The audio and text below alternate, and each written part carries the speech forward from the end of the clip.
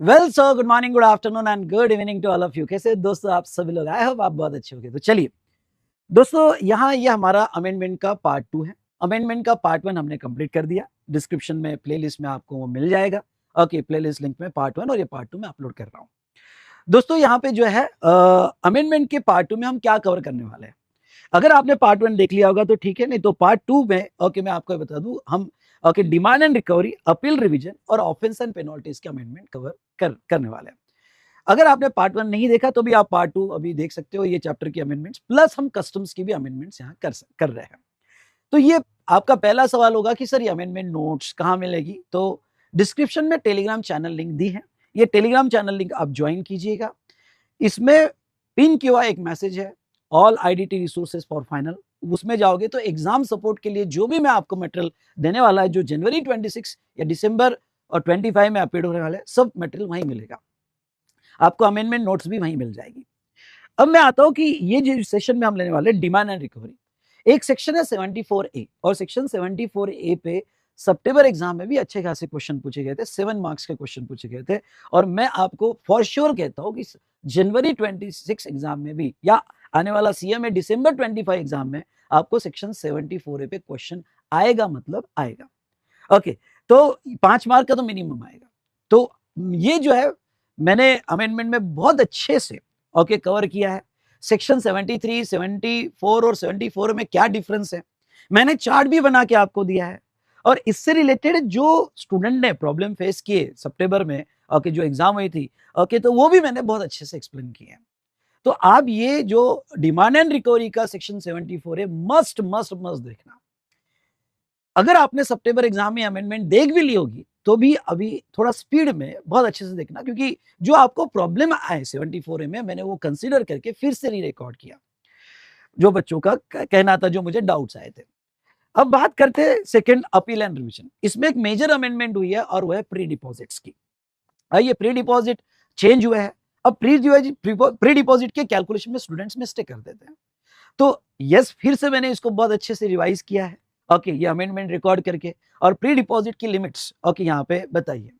सितंबर में भी ये अमेंडमेंट अप्लीकेबल थी और जहां तक है जनवरी में भी ये अमेंडमेंट अप्लीकेबल है और इस पर क्वेश्चन आने के पूरे चांसेस है।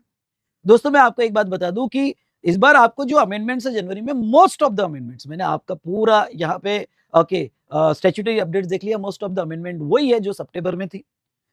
तो वही अमेंडमेंट को मैंने थोड़ा और अच्छे ढंग से यहाँ पे आपको एक्सप्लेन किया है। और उसके बाद में ऑफेंस एंड पेनल्टीज, एक छोटी सी अमेंडमेंट थी उसके अंदर। उसके बाद में कस्टम्स। कस्टम में दोस्तों मैंने ये देखा कि पिछले 4 अटेम्प्ट में 2 बार उन्होंने imported goods at concessional rate of duty के रूल्स पर जो थ्योरी है उस पर क्वेश्चन पूछ लिया, 2 बार पूछ लिया और उसमें छोटी छोटी अमेंडमेंट्स हो ही रही है। तो फिर मैंने क्या किया, हो सकता है कि आपके नोट्स में ये मैंने imported goods at concessional rate of duty आपको दिया हो कि, और ये थ्योरी थी, मुझे लगा इतना कोई इंपॉर्टेंट नहीं हो सकता है, आपके नोट्स में मैंने अलग से एक्सप्लेन किया, वो इंपॉर्टेंट नहीं है। अभी क्या किया मैंने, सारी अमेंडमेंट्स, क्योंकि पिछले 2 साल से इसमें अमेंडमेंट्स छोटी छोटी होती जा रही है, तो मैंने वापस से रूल जो इसका टेक्स्ट है मैंने अमेंडमेंट में कवर किया, स्टार्ट से रूल 4 से लेके पूरा, और एक एक रूल मैंने मॉक के साथ एक्सप्लेन किया है। तो ओके, क्योंकि क्या हो जाता है जब मैं अमेंडमेंट्स एक्सप्लेन करता हूं तो आपको क्लिक नहीं होता है कि क्या था यार, रूल को समझ में नहीं आता। मैंने पूरा एक साथ एक्सप्लेन कर दिया विद ऑल अमेंडमेंट्स। ये रूल आपने करना ही है, इसके ऊपर वापस क्वेश्चन पूछा जा सकता है कस्टम्स में। बाकी कस्टम में कोई अमेंडमेंट नहीं है, बस ये imported goods at concessional rate of duty जिसके ऊपर सितंबर में क्वेश्चन पूछा था वापस रिपीट हो सकता है जनवरी में। और फॉरेन ट्रेड पॉलिसी में एक छोटी सी अमेंडमेंट रोड टेप पे आई है ओके, बाकी कुछ कंसल्टेशन वगैरह वगैरह अमेंडमेंट्स इतनी इंपॉर्टेंट नहीं है। तो चलिए दोस्तों, ये जो अमेंडमेंट के सेशन ओके पार्ट 2 में ओके मैं कहूंगा कि ये पार्ट 2 का जो डिस्कशन है इसके ऊपर मिनिमम आपको 5 और मैक्सिमम 10 मार्क के क्वेश्चंस आ सकते हैं। चलिए अब यस मैं आपको ये बता दूं कि यहाँ पे कुछ स्टूडेंट्स के ये सवाल थे कि सर सेक्शन 74A जो चेंज हुआ और 73 74 हमें बिल्कुल पढ़ना नहीं है, अब आपको 74A पढ़ना है। हमारे पास ओल्ड क्वेश्चनर है, तो ओल्ड क्वेश्चनर तो वो जो 74A के इंपैक्ट हो गए वो कैसे कवर हो गए। तो जहां मैंने वन स्टॉप सॉल्यूशन लिंक पे अमेंडमेंट की नोट्स दी है, ओके टेलीग्राम चैनल ज्वाइन करने के बाद आपको पिन मैसेज मिल जाएगा। वहां मैंने जो अपडेटेड मेरा क्वेश्चनर था फॉर जनवरी 26 और दिसंबर 25 के लिए, वो क्वेश्चनर के 2 चैप्टर मैंने अपलोड कर दिए हैं। कौन से 2 चैप्टर? डिमांड एंड रिकवरी और appeal and revision. Sir appeal revision क्यों किया? उसमें प्री डिपॉजिट वाले 5 से 6 क्वेश्चन हैं। तो एज पर न्यू प्रोविजन वो 5 से 6 क्वेश्चन जो चेंज हुए, तो पूरा चैप्टर ही मैंने अपलोड कर दिया, तो आपको 2 चैप्टर वहां मिल जाएंगे, आप वो रेफर कर सकते हो। ओके, और फिर मुझे इन बिटवीन अगर टाइम मिला तो मैं डिमांड एंड रिकवरी के क्वेश्चंस, ओके, और अपील के क्वेश्चंस मैं वीडियो बना के अपलोड कर दूंगा आने वाले 10-12 दिन में, जैसे मुझे टाइम मिले। पहले आप तो रीड करो, आप अच्छे से पढ़ लो। मेरी यहाँ पे गारंटी है कि मेरी अमेंडमेंट सुनने के बाद आपको खुद ही समझ जाएगा कि वो आंसर्स क्या है। तो चलिए, ये था रिगार्डिंग टू कि मैंने आपको अमेंडमेंट के बारे में कहा।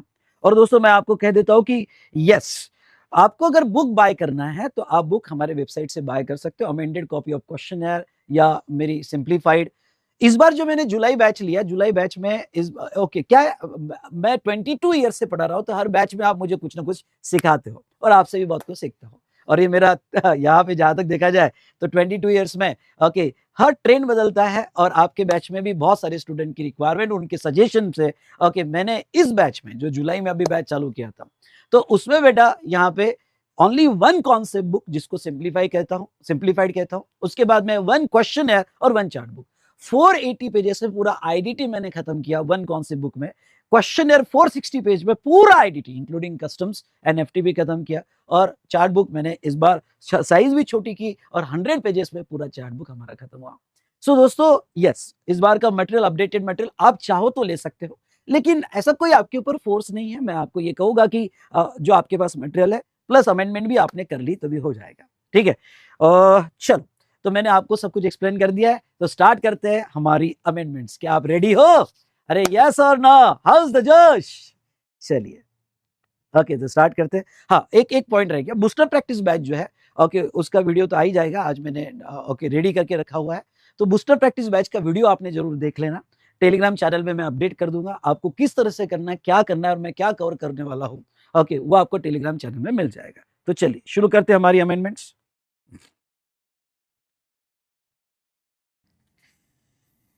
चलो आ जाइए डिमांड एंड रिकवरी चैप्टर। ये चैप्टर आपके लिए इंपॉर्टेंट है और इसमें एक सेक्शन 74 है, हमें देखना है। ये 74 ये सेक्शन जो है ये सितंबर एग्जाम को भी एप्लीकेबल था और आपके आने वाले जनवरी एग्जाम को भी एप्लीकेबल है। इवन दो आपने जो है 74A आपने ऑलरेडी अमेंडमेंट देखी है और सितंबर का अटेम्प्ट दे भी दिया होगा, तो भी मैं आपको कहूंगा कि 74A फिर से मेरे साथ एक बार अच्छे से समझ लो, इस पर वापस 5 मार्क का क्वेश्चन आएगा। या जो स्टूडेंट यहाँ पे फर्स्ट टाइम जनवरी और दिसंबर तो एग्जाम देने वाले हैं ओके, तो यहाँ पे उनको एक एक लाइन बहुत अच्छे से समझ लेनी है। ओके, तो चलिए हम क्या देखेंगे कि जो आपके पुराने सेक्शन है 73, इसका करंट स्टेटस क्या है। 74 केसेस ऑफ फ्रॉड, इसका करंट स्टेटस क्या है। उसके बाद में सेक्शन 74 की लीगल प्रोविजन क्या है। और एक अच्छी बात बताओ, लीगल प्रोविजन के साथ मैं आपके चार्ट्स भी करवा दूंगा। ओके, यानी ये एक चार्ट बहुत अच्छे से मैंने अरेंज किया, आपने एग्जाम के पहले चार्ट भी पढ़ लिया ना, तो मोर देन इनफ। ओके, तो हम लीगल प्रोविजन के साथ साथ चार्ट देख लेंगे, और उसके बाद में मैंने एक एनालिटिकल टेबल दिया है। ये उन स्टूडेंट्स के लिए दिया है जिन्होंने हो सकता है जब मेरा क्लास किया हो और 73 74 ये दो सेक्शंस जो है पढ़े हो, और अभी वो 74 इन तीनों में डिफरेंस जानना चाहते हैं। क्योंकि क्या है, मुझे ये पता है कि अगर आपके सामने डिफरेंस आ जाए तो आपके लिए बहुत ईजी हो जाएगा ओके प्रोविजंस को कैच करना और उसको अच्छे से लिखना। तो चलिए ओके, पहले तो देखते हैं 73 का स्टेटस क्या है। ओके, आ जाते हैं सेक्शन 73 पे। दोस्तों मैं आपको ये बताना चाहूंगा कि सेक्शन 73 क्या था। Short payment, not payment, erroneous return या रॉन्गली अवेलमेंट और यूटिलाइजेशन ऑफ आईटीसी। तो ये जो था शॉर्ट पेमेंट, नॉट पेमेंट और wrongly availment of utilization of ITC by reason other than fraud. आपको अगर पुराना प्रोविजन याद होगा तो पुराना प्रोविजन हमने क्या देखा था कि भाई अगर वॉलंटरी दिया तो पेनल्टी नहीं लगेगी, नोटिस के 30 डेज में दिया तो पेनल्टी नहीं लगेगी, लेकिन ऑर्डर आ गई तो आपको पेनल्टी 10% जो है ओके 10% ऑफ टैक्स या 10,000 विच एवर इज हायर उतनी पेनल्टी आपको लगेगी। और आपको शो कॉज नोटिस कब आएगी, तो 2 years 9 months में शो कॉज नोटिस आ जाएगी, और क्या ऑर्डर 3 years में आ जाएगा। तो उसका ओके ये पीरियड में शो कॉज नोटिस नहीं आई तो टाइम बार्ड हो जाएगा और उसके बाद में आपको इसका कोई बेनिफिट नहीं मिलेगा। तो यहाँ पे ओके ये हमने देखा सेक्शन 73। 74 था किसका, cases other than fraud, sorry 74 था cases by reason of fraud. Okay, short payment, not payment और बाय रीजन ऑफ फ्रॉड होगा तो वो सिचुएशन में सेक्शन 74 उनको एप्लीकेबल हो जाएगा। और सेक्शन 74 में जो है यहाँ पे उनको ध्यान सुनिएगा ओके 74 में यहाँ पे उनके ऊपर पेनल्टी लगती थी, अगर आपको याद होगा तो 15%, 25% एंड 50% की पेनल्टी लगती थी, और पीरियड जो था 4 years 6 months की शोकॉज नोटिस का पीरियड था और डिमांड ऑर्डर 5 years का था। ठीक है, ये आपने देखा। अब मैं आपको यहाँ एक चीज बताना चाहता हूँ, ओके, अमेंडमेंट क्या है? अमेंडमेंट है provision of this section shall applicable for determination of tax pertaining to period up to 23-24। मतलब क्या? मतलब 23-24 तक, यानी जब से जीएसटी आया 2017 से, जब से जीएसटी आया up to okay 31 March okay 24 तक की केसेस ओके वो सेक्शन 73 और 74 से हैंडल होगी। यानी वो पीरियड का अगर कोई short payment, not payment, erroneous refund निकलता है तो सेक्शन 73 74 से हैंडल किया जाएगा मेरे दोस्तों। ओके, इधर ध्यान दो, 73 74 से हैंडल किया जाएगा। लेकिन ये 74 भी up to that period, but उसके बाद का कोई केस होगा, मतलब क्या? मतलब 24 25 एंड ऑनवर्ड्स, तो अब जो केस है वो सेक्शन 74A से हैंडल किया जाएगा, और अब एक ही सेक्शन है 74A। नाउ तो इसका मतलब हमें एग्जाम में क्या पढ़ना है? ओ भाई साहब, एग्जाम में आपको 73 और 74 दोनों सेक्शन नहीं पढ़ना है। Thank you sir. लेकिन अब आपको एक ही सेक्शन देना है, क्योंकि दोनों को मिला के ओके भाई, दो बॉटल की वाइन मिला के एक बॉटल की वाइन बना ली, और 74 एक ही वाइन है, एक ही बार वाइन पीना है और मजा करना है। ओके नहीं, 74 एक ही वाइन पीना है। ओके, तो ऐसे सिचुएशन में जहां तक देखा जाए ओके यहाँ पे आपको अब 73 नहीं पढ़ना है और 74 का कुछ भी नहीं पढ़ना है। ओके, कुछ भी नहीं पढ़ना है। ओके, तो अब मैं आपको 74A का टेक्स्ट पढ़ाऊंगा। पर भाई साहब, आपको टेक्स्ट से समझता क्या है? आपको तो चाहिए चार्ट फॉर फास्ट रिवीजन। तो ठीक है, मैं चार्ट भी बता दूंगा। लेकिन मैं आता हूं जिनको 73 74 पता है या थोड़ा बहुत याद आ रहा है। ओके, तो मैं बेसिकली क्या डिफरेंस है ब्रॉड सेंस में बता देता हूं, तो सो दैट आपकी लिंक लग जाएगी, और लिंक लगने के बाद 74A हम डिटेल में पढ़ेंगे, और अब आपको सेक्शन 74A ही पढ़ना है मेरे प्यारे दोस्तों। ओके, चलिए, पर्पस क्या था? ओके, पर्पस या फिलोसॉफी 73 की थी। Okay, to determine tax short paid without intent to evade, मतलब या ओके कि भाई तुमने शॉर्ट पेमेंट, नॉट पेमेंट होगी जिसमें इंटेंशन नहीं है टू इवैट, तो वहां फिलोसॉफी थी कि जो मिस्टेक होगी, नेग्लिजेंस होगा तो उसको कवर करेंगे। फ्रॉड का केस होगा तो 74 में कवर हो गया।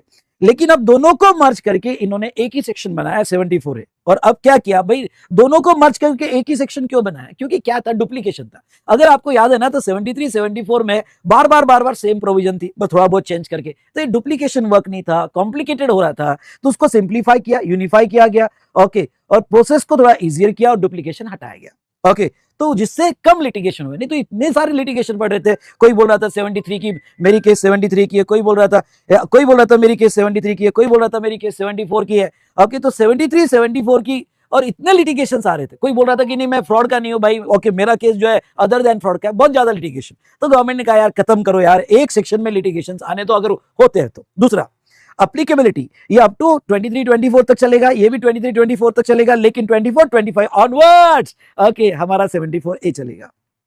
Okay, okay, transitional note embedded in this section, मतलब क्या, जो ट्रांजिशन होगा उसके सेक्शन में प्रोविजन मिल जाएगी। Okay, now nature of offence, क्या ऑफेंस थे कि अगर तुमने cases not involving fraud, wilful misstatement okay या suppression of facts.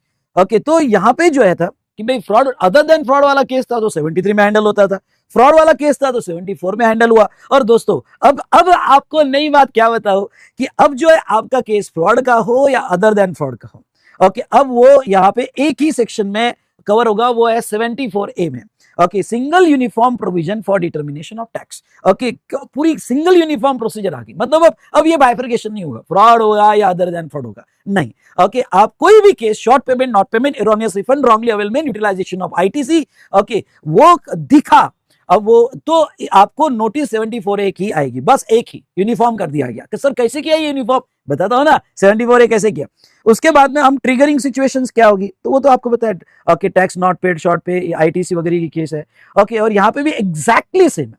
Triggering situation वही है कि tax short paid, tax not paid, okay, tax erroneously refunded, और आईटीसी अवेलमेंट यूटिलाइजेशन। ओके, तो जहां तक देखा जाए तो भाई साहब ओके सिचुएशन वही है, और वही ट्रिगर होगा।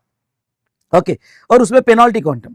हाँ, पहले क्या था, ओ ये बहुत अच्छी बात है, ओ भाई साहब जी सुनो जी, ओके क्या था ये अच्छी बात, क्या बताओगे, time limit to issue show cause notice. पहले था कि भाई एटलीस्ट 3 मंथ्स बिफोर ऑर्डर, यानी 2 years 9 months में। ओके, अगर यहाँ पे लिखना है तो आप लिख सकते हो, क्या टाइम लिमिट थी? ओके, टाइम लिमिट थी 2 years 9 months। एक मिनट। ओके, टाइम लिमिट थी 2 years 9 months में आना चाहिए शो कॉज नोटिस। ओके, और फ्रॉड की होगी तो 4 years 6 months में आना चाहिए। ओके, 4 years 6 months में ओके यहाँ पे शो कॉज नोटिस आना चाहिए। तो जहां तक देखा जाए तो 2 years 9 months, 4 years 6 months में शो कॉज नोटिस आना चाहिए।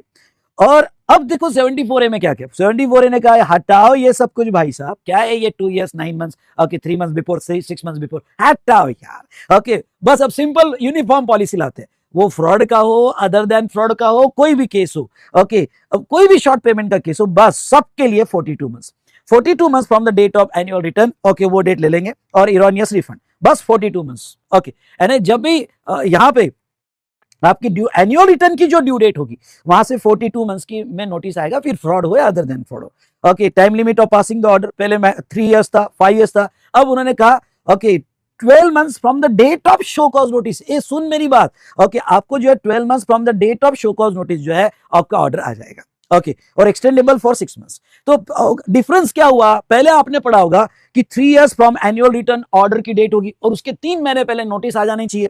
5 इयर्स फ्रॉम द ओके यहाँ पे एनुअल रिटर्न या उसके 6 महीने पहले नोटिस आना चाहिए। अरे ये छोड़ो कॉम्प्लिकेटेड वर्ड्स, सिंपल वे में जिस दिन नोटिस दी, नोटिस कितने दिन में देना चाहिए, 42 मंथ्स में, तो जिस दिन आपने शो कॉज नोटिस दी वहां से 12 मंथ्स में ओके आपकी ऑर्डर आ जाएगी, एक्सटेंडेबल ओके 6 मंथ्स है। कोर पेनल्टी पहले क्या था कि भाई मैक्सिमम पेनल्टी 10% ऑफ टैक्स और 10,000, यहाँ पे 100% पेनल्टी। यहाँ पे हाँ 74A में पेनल्टी के 2 बाइफर्गेशन है, फ्रॉड वाला होगा मतलब पहले ही जैसा रखा पर एक ही सेक्शन में रखा, ओके ओके नॉन फ्रॉड वाला होगा तो 10% ऑफ टैक्स और 10,000, ओके और फ्रॉड वाला होगा तो इक्वल टू टैक्स पर, ओके दोनों एक ही सेक्शन में है भाई साहब, सुनो दोनों एक ही सेक्शन में है, तो यहाँ पे ये पेनल्टी को कंबाइन करके एक ही सेक्शन में डाल दिया। ओके उसके बाद में voluntary payment before show cause notice, आपको याद है अदर देन फ्रॉड होगा तो वॉलंटरी पेमेंट आप कर सकते हैं विद ओके या शो कॉज नोटिस के 30 डेज में कर सकते हैं, तो आपको पेनल्टी नहीं लगेगी, सिर्फ टैक्स और इंटरेस्ट दे दो। यहाँ पे 74 के केस में क्या था, 15%, 25%, 50% कुछ याद आया क्या आपको, लेकिन अब इन्होंने यस यहाँ एक ही सेक्शन बना दिया और ये दोनों को मर्ज करके एक ही सेक्शन में डाल दिया। वॉलंटरी पेमेंट में यहाँ पे भी बेनिफिट है, बस 30 डेज की जगह 60 डेज कर दिया, तो ये मैं आपको पढ़ाऊंगा। पेनल्टी के परसेंटेज वही है 15, 25, 50, पर कैसे होगा या मैं आगे पढ़ाऊंगा, मतलब कुछ नहीं किया। ओके जहां तक नोटिस का टाइम पीरियड है, डिमांड ऑर्डर का टाइम पीरियड है, उसको यूनिफॉर्म कर दिया, लेकिन पेनल्टी की जब बात आती है तो पेनल्टी के लिए बाइफर्गेशन किया इन्होंने, और ये दोनों बाइफर्गेशन एक ही सेक्शन में डाल दिया, फ्रॉड और other than fraud, okay non fraud और अदर ओके फ्रॉड वाला केस। इंटरेस्ट लायबिलिटी बिल्कुल ये है, और पहले कॉन्सेप्ट था डीम सर्विस ऑफ स्टेटमेंट और अदर पीरियड। ओके मतलब क्या कि अगर तुमने शो कॉज नोटिस ऑलरेडी दे दिया और सेम ग्राउंड पे शॉर्ट पेमेंट आगे के पीरियड का पता चला, तो आगे के पीरियड में शो कॉज नोटिस नहीं जाती थी, आगे के पीरियड में जहां तक देखा जाए, सुनो आगे के पीरियड में जहां तक देखा जाए ओके तो यहाँ पे सिर्फ ग्राउंड्स, ओके सुनना ग्राउंड सेम हो गए तो स्टेटमेंट जाता था, तो स्टेटमेंट की प्रोविजन अभी रखी। तो ब्रॉड सेंस में ये टेबल से आपको समझ में आया होगा कि भाई डिफरेंस क्या क्रिएट किया है। ओ भाई साहब समझा होगा तो लाइक करना, देर किस बात की, पास होना है ना एग्जाम में, ओके तो लाइक कर और कमेंट जरूर देना। ओके तो ये था सेक्शन 74A की जो हमने बात की। उसके बाद में ओके चलो अब ये जो थ्योरी है, ओके ये थ्योरी आपको पढ़ना है क्या, प्रोविजंस पढ़ना है क्या, पढ़ेंगे ना। तो चार्ट में अब हर सेक्शन जो है चार्ट में उसको पहले समझ लेते हैं, माइंड में मैप कर लेते हैं, क्योंकि आपको प्रैक्टिकल क्वेश्चन आएगा, और प्रैक्टिकल क्वेश्चन आने के बाद ओके चार्ट थ्योरी पढ़ना है तो मैं अंडरलाइन कर दूंगा, बात खत्म। Okay done done done done. तो चार्ट में आ जाओ, पहले चार्ट से समझा देता हूं। ओके अब सेक्शन 74A क्या कहता है, सेक्शन 74A कहता है non payment of tax, short payment of tax, erroneous refund और रॉन्गली अवेलमेंट और यूटिलाइजेशन ऑफ आईटीसी। मतलब आपका non payment, short payment, erroneous refund, या अगर आईटीसी रॉन्गली अवेल किया या यूटिलाइज किया तो आपके अगेंस्ट में अब शो कॉज नोटिस आएगी। ये नहीं पूछा जाएगा शो कॉज नोटिस इशू करते वक्त ए बताना फ्रॉड है क्या, ये बताना नॉन फ्रॉड है क्या, ये आपको नहीं पूछा जाएगा। ओके तो बस अब शॉर्ट पेमेंट नॉट पेमेंट मिला कि गई शो कॉज नोटिस, कौन से सेक्शन में, 74A में। आपको अब 73, 74 नहीं पढ़ना है, बस एक ही सेक्शन पे फोकस करना है और वो है 74A। Okay serving of show cause notice, बोलो बोलो शो कॉज नोटिस कितने पीरियड में जाएगी। तो भाई साहब proper officer saw the notice on such person require him to show cause as why he should not pay the amount specified in the notice with interest. Okay भाई notice में जो amount दिया गया है with interest and penalty, okay भाई उसको show cause notice जाएगी। हाँ लेकिन अमाउंट अगर 1000 से नीचे होगा तो फिर नहीं जाएगी। ओके फिर नहीं जाएगी। What is the time limit of show cause notice, ए सुन टाइम लिमिट आ गई। Okay simple straightforward uniform policy, क्या show cause notice within 42 months यानी 3 years 6 months from the date of okay 3 years 6 months from the date of furnishing annual return. Okay या फिर annual return की जो date होगी या erroneous refund होगा तो इरोनियस रिफंड, वो इतना कॉम्प्लिकेटेड नहीं, 3 महीने पहले, 6 महीने पहले, नो ओके कोई पहले नहीं। ओके जहां तक देखा जाए तो यहाँ पे 3 years 6 months में, सुनना ओके 3 years 6 months में ओके यहाँ पे टाइम पीरियड दे दिया, मतलब 42 मंथ्स, बेटर वे 42 मंथ्स कहां से, एनुअल रिटर्न की डेट से कंसीडर करना। उसके बाद में स्टेटमेंट। ओके, अब देखो सेम ग्राउंड का आगे का पीरियड शॉर्ट पेमेंट होगा, तो नोटिस तो हमने दे दी ना, नोटिस के बाद सेम ग्राउंड पे अगर शॉर्ट पेमेंट मिला, नॉन पेमेंट मिला और सब्सिक्वेंट पीरियड का मिलेगा तो उसका स्टेटमेंट जाएगा और वो स्टेटमेंट ही शो कॉज नोटिस मानी जाएगी। उसके बाद में डिमांड ऑर्डर। बोलो भाई साहब डिमांड ऑर्डर कितने पीरियड में खत्म होना चाहिए, 12 मंथ्स। कहां से 12 मंथ्स लेना, एनुअल रिटर्न के डेट से मत लेना मेरे भाई साहब, 12 months from the show cause notice लेना, और ऑफिसर उसको 6 मंथ्स के लिए एक्सटेंड कर सकता है। सिंपल स्ट्रेट फॉरवर्ड ये। ओके, हमने नोटिस के लिए आपको पूछा क्या, फ्रॉड अदर देन फ्रॉड, नहीं, notice straight forward. Okay, time limit straight forward, order straight forward. अभी तक तो हमने आपको पूछा नहीं, ये बोलना ओके फ्रॉड वाला केस है या अदर देन फ्रॉड वाला केस है, हमने नहीं पूछा। लेकिन ओके, जब हम पेनाल्टी लगाएंगे तो केस को बाइफरकेट करेंगे, फ्रॉड वाले को जोर से मारेंगे, नॉन फ्रॉड वाले को थोड़ा सा टच कर देंगे। ओके, तो अब क्या है यहाँ पे, हाँ, तो अब आपको पेनल्टी के लिए डिवाइड करना पड़ेगा। ए सुन, फिर से सुन, पेनल्टी के लिए डिवाइड करना पड़ेगा। If such amount payable for reason other than fraud और विलफुल मिसस्टेटमेंट, अगर अंडरलाइन अदर देन फ्रॉड होगा और ये बिकॉज ऑफ फ्रॉड होगा, बाय रीजन ऑफ फ्रॉड और विलफुल मिसस्टेटमेंट और सेपरेशन ऑफ फैक्ट्स, ओके, उसके वजह से होगा, तो यहां पे क्या है, यहां पे पेनल्टी पेएबल। ओके ओके, तो पेनल्टी कितनी, 10% ऑफ टैक्स ड्यू और 10,000 विच इज हायर।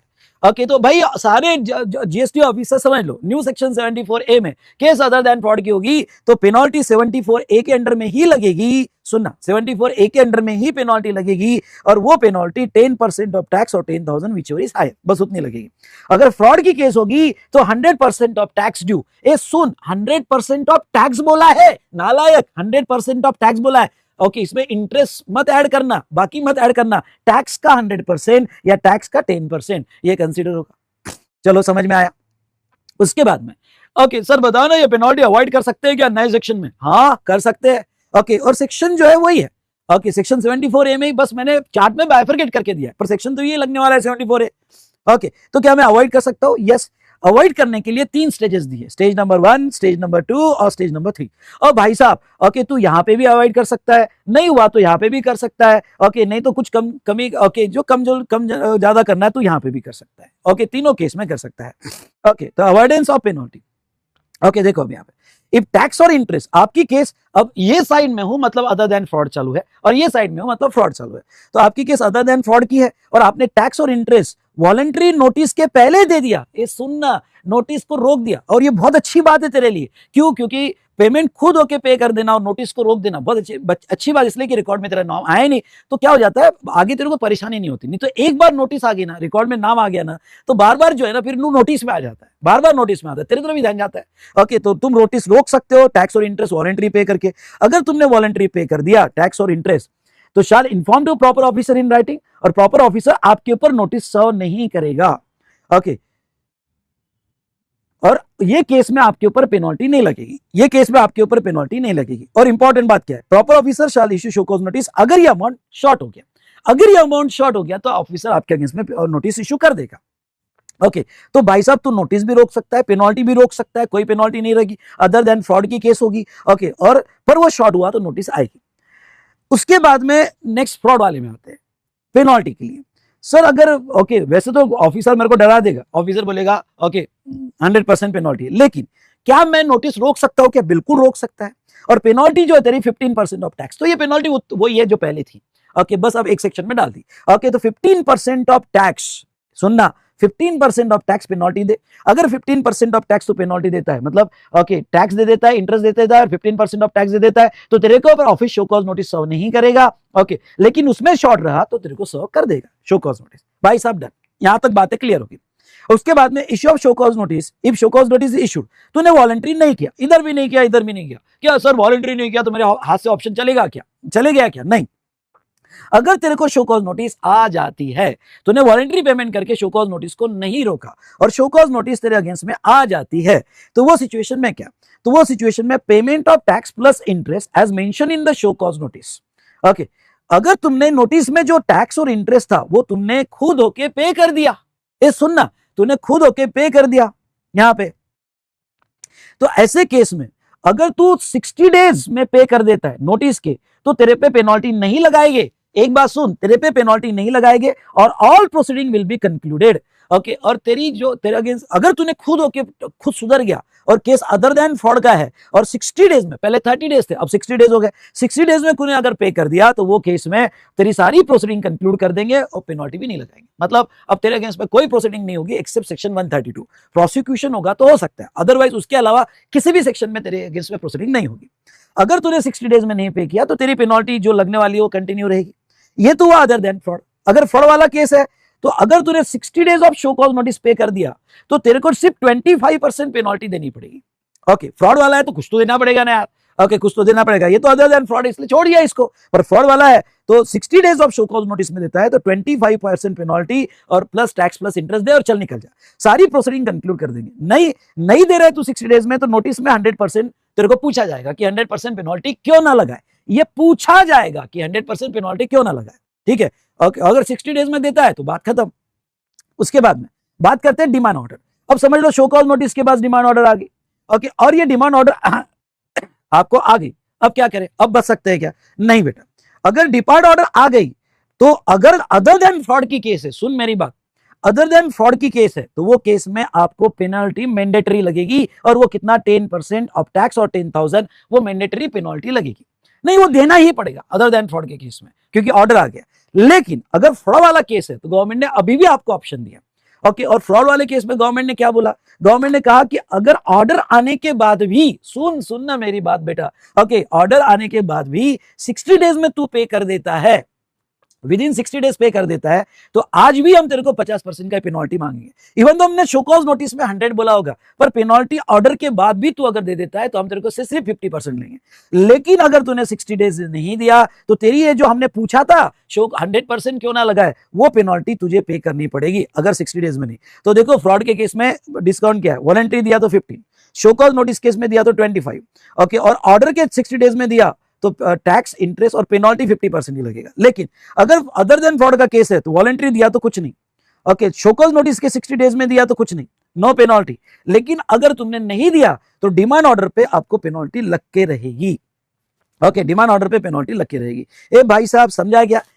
तो चलो ये देख लो, चलो मेरे साथ ये अंडरलाइन कर लो भाई साहब। ओके, मजा आ जाएगा आपको। तो अब अंडरलाइन क्या है?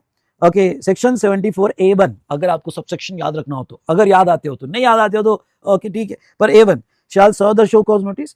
नोटिस में रहेगा कि आपसे ओके हम इंटरेस्ट क्यों ना ले, पेनल्टी क्यों ना ले, और 1000 से नीचे होगा तो नोटिस नहीं जाएगी। टाइम लिमिट क्या रहेगा? अंडरलाइन करो, 42 months from the annual return या इरोनियस रिफंड। ओके, स्टेटमेंट क्या? यस, स्टेटमेंट सेम ग्राउंड होगा तो स्टेटमेंट हो सकता है। ओके, और ये स्टेटमेंट को ही नोटिस माना जाएगा। पेनल्टी या 74A5 में आपको पेनल्टी कितनी लग सकती है? ओके, अगर अदर देन फ्रॉड का केस है तो 10% और 10,000 विच इज हायर, और फ्रॉड का केस है तो टैक्स यानी 100% ऑफ टैक्स, 100% ऑफ टैक्स। उसके बाद में डिटर्मिनेशन ऑफ अमाउंट ड्यू, तो अमाउंट ड्यू जो है ओके मतलब डिमांड ऑर्डर, डिमांड ऑर्डर, तो वो आपका डिमांड ऑर्डर फाइनल होगा। आपका डिमांड ऑर्डर कितने दिन में आएगा? 12 मंथ्स में। क्या इसको एक्सटेंशन दे सकता है क्या officer? Yes, maximum 6 months okay extension दे सकता है for reason recorded in writing. Okay, option to avoid the penalty proceeding, क्या हम पेनल्टी प्रोसीडिंग ओके 8 में, सबसेक्शन 8 में अवॉइड कर सकते हैं क्या? यस, कर सकते हैं। ओके, अदर देन फ्रॉड होगा, सुनो, अदर देन फ्रॉड होगा तो आप before serving show cause notice दे सकते हो तो आपको पेनल्टी नहीं लगेगी। ओके, या शो कॉज नोटिस होगी तो 60 डेज में अगर आप पेमेंट करते हो तो आपको पेनल्टी नहीं लगेगी। और अगर आपका केस फ्रॉड का होगा तो 15%, ओके 25% और अंडरलाइन नीचे 50% के ऑप्शन अवेलेबल है। लेकिन अगर आपने ये पीरियड में नहीं दिया तो फिर आपको 100% पेनल्टी लगेगी। शो कॉज नोटिस आपने जो दिया, वॉलंटरी दिया और वो शॉर्ट हुआ तो क्या आपके केस में नोटिस आ सकती है? बिल्कुल आ सकती है। ओके, आपके केस में नोटिस आ सकती है। ओके, और ये आ जाओ अब 12 में, और 12 क्या कहता है देखो, this section shall be applicable for determination of tax pertaining to 24-25 onwards. Explanation 1, proceeding and its conclusion. Here all proceeding in respect of said notice shall not include section 132। जो मैंने कहा ना all proceeding should be concluded, तो उसमें section 132 का prosecution नहीं होगा, conclude मतलब क्या? मतलब बाकी कोई भी सेक्शन में आपके अगेंस्ट में एक्शन नहीं लिया जाएगा, लेकिन सेक्शन 132 में आपके अगेंस्ट में एक्शन लिया जा सकता है। उसके बाद में if notice under same proceeding is issued to main person liable to pay tax, then such other proceeding against the main person has been concluded. Okay, the proceeding against all person liable to pay penalty 122-125 deemed to be concluded. अब ये paragraph का meaning समझ लो। If notice under same proceeding is issued to main person liable to pay tax and some other person, अगर इस section के तहत आपके against में नोटिस इशू की गई और आपके साथ जो ट्रांसपोर्टर इन्वॉल्व था, वेयर हाउस कीपर इन्वॉल्व था, बायर इन्वॉल्व था, ओके, जो कनेक्टेड पर्सन इन्वॉल्व थे, उन पे भी नोटिस इशू कर दी गई. Such proceeding against the main person have been concluded. आपने पेनल्टी जल्दी भर के अर्ली पेमेंट करके कंक्लूड कर दी. ओके, मेन कल्प्रिट ने यहां पे अर्ली पेमेंट करके कंक्लूड कर दी. The proceeding against all other person, भाई अदर पर्सन पे जो पेनल्टी लगाई है, किसी को 122 में लगाई होगी, किसी को 123 में लगाई होगी, ऑफेंस एंड प्रोसिक्यूशन चैप्टर 125 में लगाई होगी, तो ये जो बाकी को भी हमने पकड़ा था पेनल्टी के लिए, उनकी भी प्रोसीडिंग कंक्लूड कर दी जाएगी. उनकी भी प्रोसीडिंग कंक्लूड कर दी जाएगी. ओके, ख्याल रखना, अगर मेन पर्सन सबको बचा सकता है, मेन पर्सन सबको बचा सकता है. मैं आपको बताऊं, यहाँ पे जो है ओके, एक केस लगी थी और एक केस में जो है मेन पर्सन के अगेंस्ट में 74A की नोटिस, पहले 74 था, अब 74A बोलूंगा, 74A की नोटिस आ गई थी. ओके, 74A की नोटिस आ गई थी. और उसके बाद में जो दूसरा अकाउंटेंट पे भी जनरल पेनल्टी लगा दी थी. अकाउंटेंट भी इन्वॉल्व था, सॉरी जनरल नहीं, सेक्शन 122(1A) की पेनल्टी अकाउंटेंट पे भी लगा दी थी. और 122(1A) में एक्शन लेके जो इन्वॉल्व होता है और जिसके सजेशन पे ट्रांजैक्शन होता है, उस पर भी पेनल्टी लगा दी थी. अब मेन पर्सन ने क्या किया, मेन पर्सन ने ओके अर्ली पेमेंट करके जो भी है 15-25 या 50% का पेनल्टी देके खत्म कर दिया. तो फिर अकाउंटेंट पे जो नोटिस लगी थी सेक्शन 122(1A) के अंडर में, तो अकाउंटेंट को भी जो है बचा लिया गया. ओके, क्यों? क्योंकि उसने पे कर दिया, तो ये सेक्शन कहता है कि अकाउंटेंट को भी पे करने की कोई जरूरत नहीं रहेगी. ओके, उसकी प्रोसीडिंग कंक्लूड होगी. Meaning of separation, separation means means non declaration of facts, information which taxable person required to declare in return. Separation मतलब क्या? जो आपने रिटर्न में देना चाहिए, स्टेटमेंट में देना चाहिए, रिपोर्ट में देना चाहिए, या जो भी जीएसटी डॉक्यूमेंट्स आपको देना है उसमें देना चाहिए, और आपने नहीं दिया, उसको सेपरेशन माना जाएगा. आई होप आपको ये जो है सेक्शन 74A ओके बहुत अच्छे से समझा होगा. चलो, ओके, यहां पे मैं अभी अमेंडमेंट सेशन के साथ एक दो क्वेश्चन बैंक से क्वेश्चंस ले लेता हूं. क्वेश्चन से कॉन्सेप्ट समझ लो. लेकिन जो स्टूडेंट्स को ओके इसके क्वेश्चन सॉल्व करना है, ओके, तो अमेंडमेंट लेक्चर की जहां से आपने नोट्स डाउनलोड, कहां से नोट्स डाउनलोड की? ओके, आपने टेलीग्राम चैनल ज्वाइन किया होगा. मैंने जैसा बोला था, ये डिस्क्रिप्शन में दिया हुआ है. ये टेलीग्राम चैनल में पिन किया हुआ एक मैसेज है, ऑल आईडीटी रिसोर्सेस. ओके, वो ऑल आईडीटी रिसोर्सेस में मैं एक और लिंक अमेंडमेंट के सेक्शन में लिंक अपलोड कर दूंगा. कौन सा? ओके, न्यू क्वेश्चंस, मतलब ये जो चैप्टर है डिमांड एंड रिकवरी, 74A के अपडेशन के बाद कैसा रहेगा, तो 74A के अपडेशन के बाद पूरे क्वेश्चंस, जो न्यू क्वेश्चनर है वो उसमें मैं पूरा का पूरा डाल दूंगा. ये चैप्टर पूरा का पूरा डाल दूंगा, ठीक है. और इसके जो वीडियो की लिंक है, जो मैंने डिस्कस किए मेरे रेगुलर बैच अभी जो चालू है, ओके, तो जो क्वेश्चन डिस्कशन किए, वो क्वेश्चन डिस्कशन का भी लिंक मैं उसके अंदर डाल दूंगा. ओके, वो डाल दूंगा. तो ये दोनों अगर आप देख लोगे, ओके सुनो, ये दोनों अगर आप देख लोगे तो क्वेश्चन भी आपके साथ अभी के अभी हो जाएंगे. अभी के अभी कंप्लीट कर लेना और उसके क्वेश्चंस भी आपने देख लेना. आपको ये पूरा अमेंडमेंट सेक्शन में वन स्टॉप सॉल्यूशन लिंक जो दी है IDT all resources Telegram channel में, उसमें मिल जाएगा. वीडियो की लिंक भी मिल जाएगी आपको, और आपको जो है क्वेश्चन डिस्कशन की भी लिंक मिल जाएगी. ओके, तो जरूर देखना, आपके 5 मार्क का क्वेश्चन पक्का है, तो वो वीडियोस देख के जाना और ये चैप्टर अच्छे से करके जाना. ओके, तो ये चैप्टर में जहां भी 74 के इंपैक्ट होंगे वो पूरे सारे क्वेश्चंस में चेंज करके दूंगा, और क्वेश्चन कुछ सिलेक्टेड क्वेश्चंस के डिस्कशन भी आपके साथ ले लूंगा. चलो, डन, आपके प्रॉब्लम सॉल्व हो गए. तो अमेंडमेंट्स अभी आप मेरे साथ कर लिए, ओके, क्वेश्चंस भी देख लेना. वन स्टॉप सॉल्यूशन लिंक में जाएगा बेटा टाइम, लेकिन ये जो आप टाइम दे रहे हो ना क्वेश्चन देखने में, अगर क्वेश्चन आ जाए, और 100% चांसेस है कि 74A पे वापस सितंबर में आया था और वापस आपके एग्जाम में रिपीट हो सकता है, तो 74A के क्वेश्चंस आपने देख लेना. Done, yes, okay, clear. Okay, तो ये चैप्टर था हमारा डिमांड एंड रिकवरी. क्लियर. चलिए, चलो अब नेक्स्ट चैप्टर पे आ जाओ, and that is appeal and revision.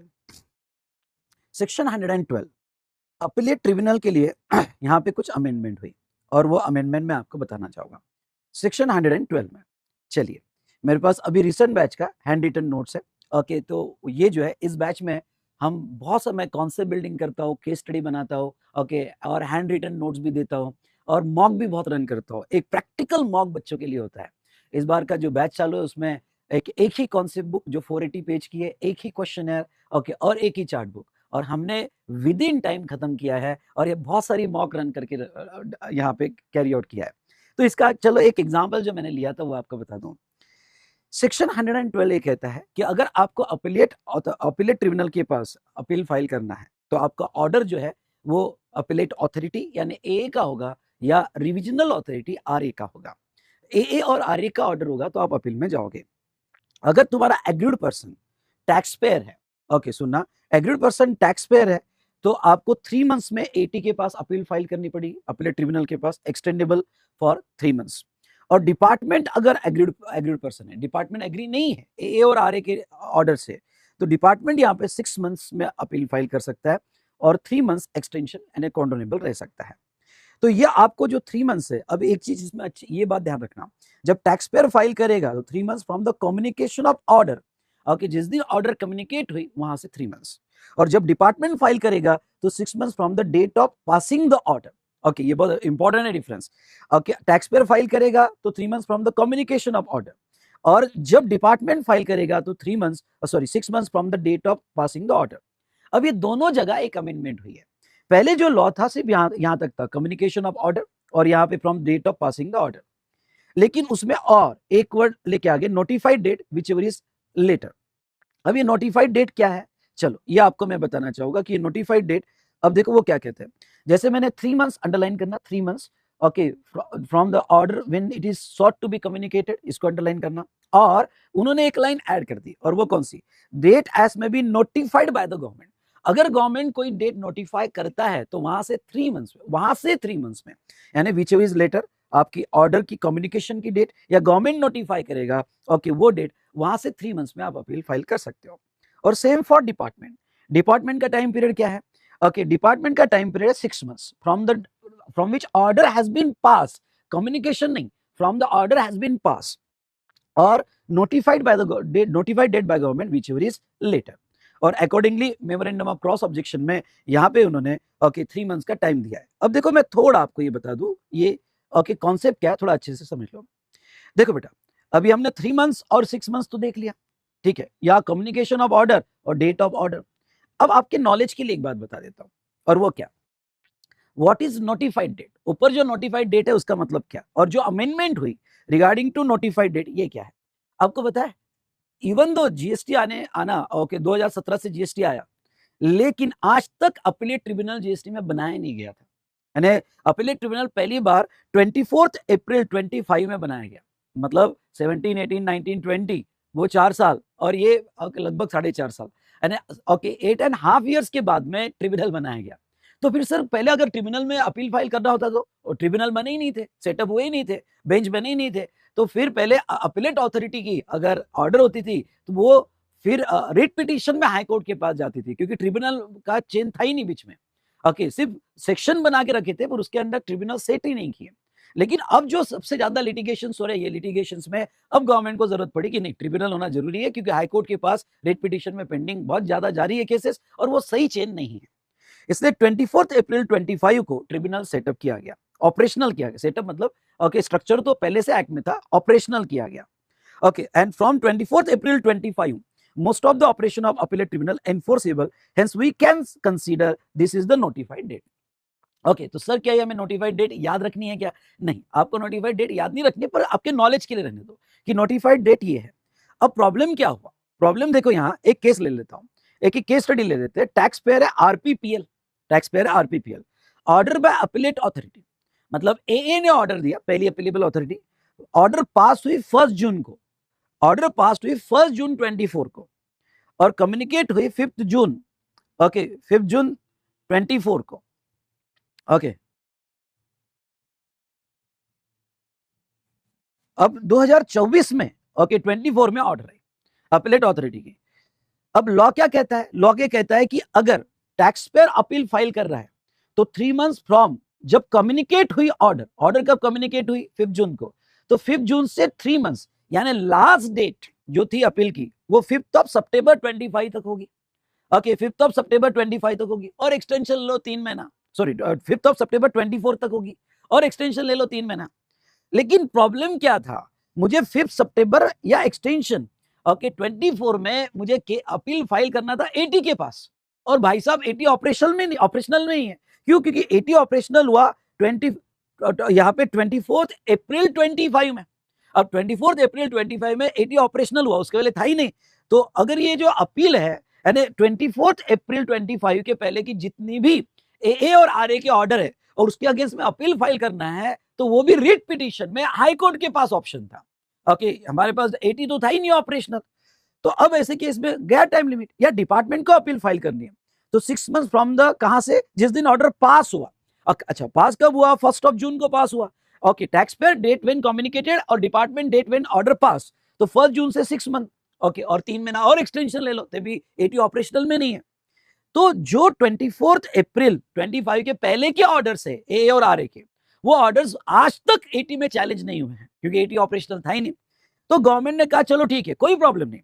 Okay, ये दिन के पहले की जितने भी ऑर्डर्स हो गए, हम एक अमेंडमेंट करते हैं, क्या कि भाई ये जो 3 मंथ्स या 6 मंथ्स जो हमने दिया, और ये notified date whichever is later, मतलब अगर ऑर्डर 24 अप्रैल 25 के पहले का होगा, ओके, पहले का होगा तो लेटर डेट यही आएगी, और इसके बाद का ऑर्डर होगा तो फिर 3 मंथ 6 मंथ्स, क्योंकि फिर लेटर डेट 3 मंथ 6 मंथ्स और एक्सटेंडेड पीरियड आएगा। तो whichever is later, okay, वो अकॉर्डिंगली वो अपील फाइल कर सकते हैं। मतलब क्या? मतलब 2017 से लेके अभी तक 24 अप्रैल 25 तक की जितनी भी ए और आर ए की ऑर्डर है, ये सारी ऑर्डर इस डेट से, क्योंकि ये लेटर है, इस डेट से 3 मंथ्स में चैलेंज हो सकती है। ओके, इस डेट से 3 मंथ्स में चैलेंज हो सकती है। ए भाई, समझा कि नहीं समझा? प्लीज बोलो। समझा होगा तो बोलो यहाँ पे।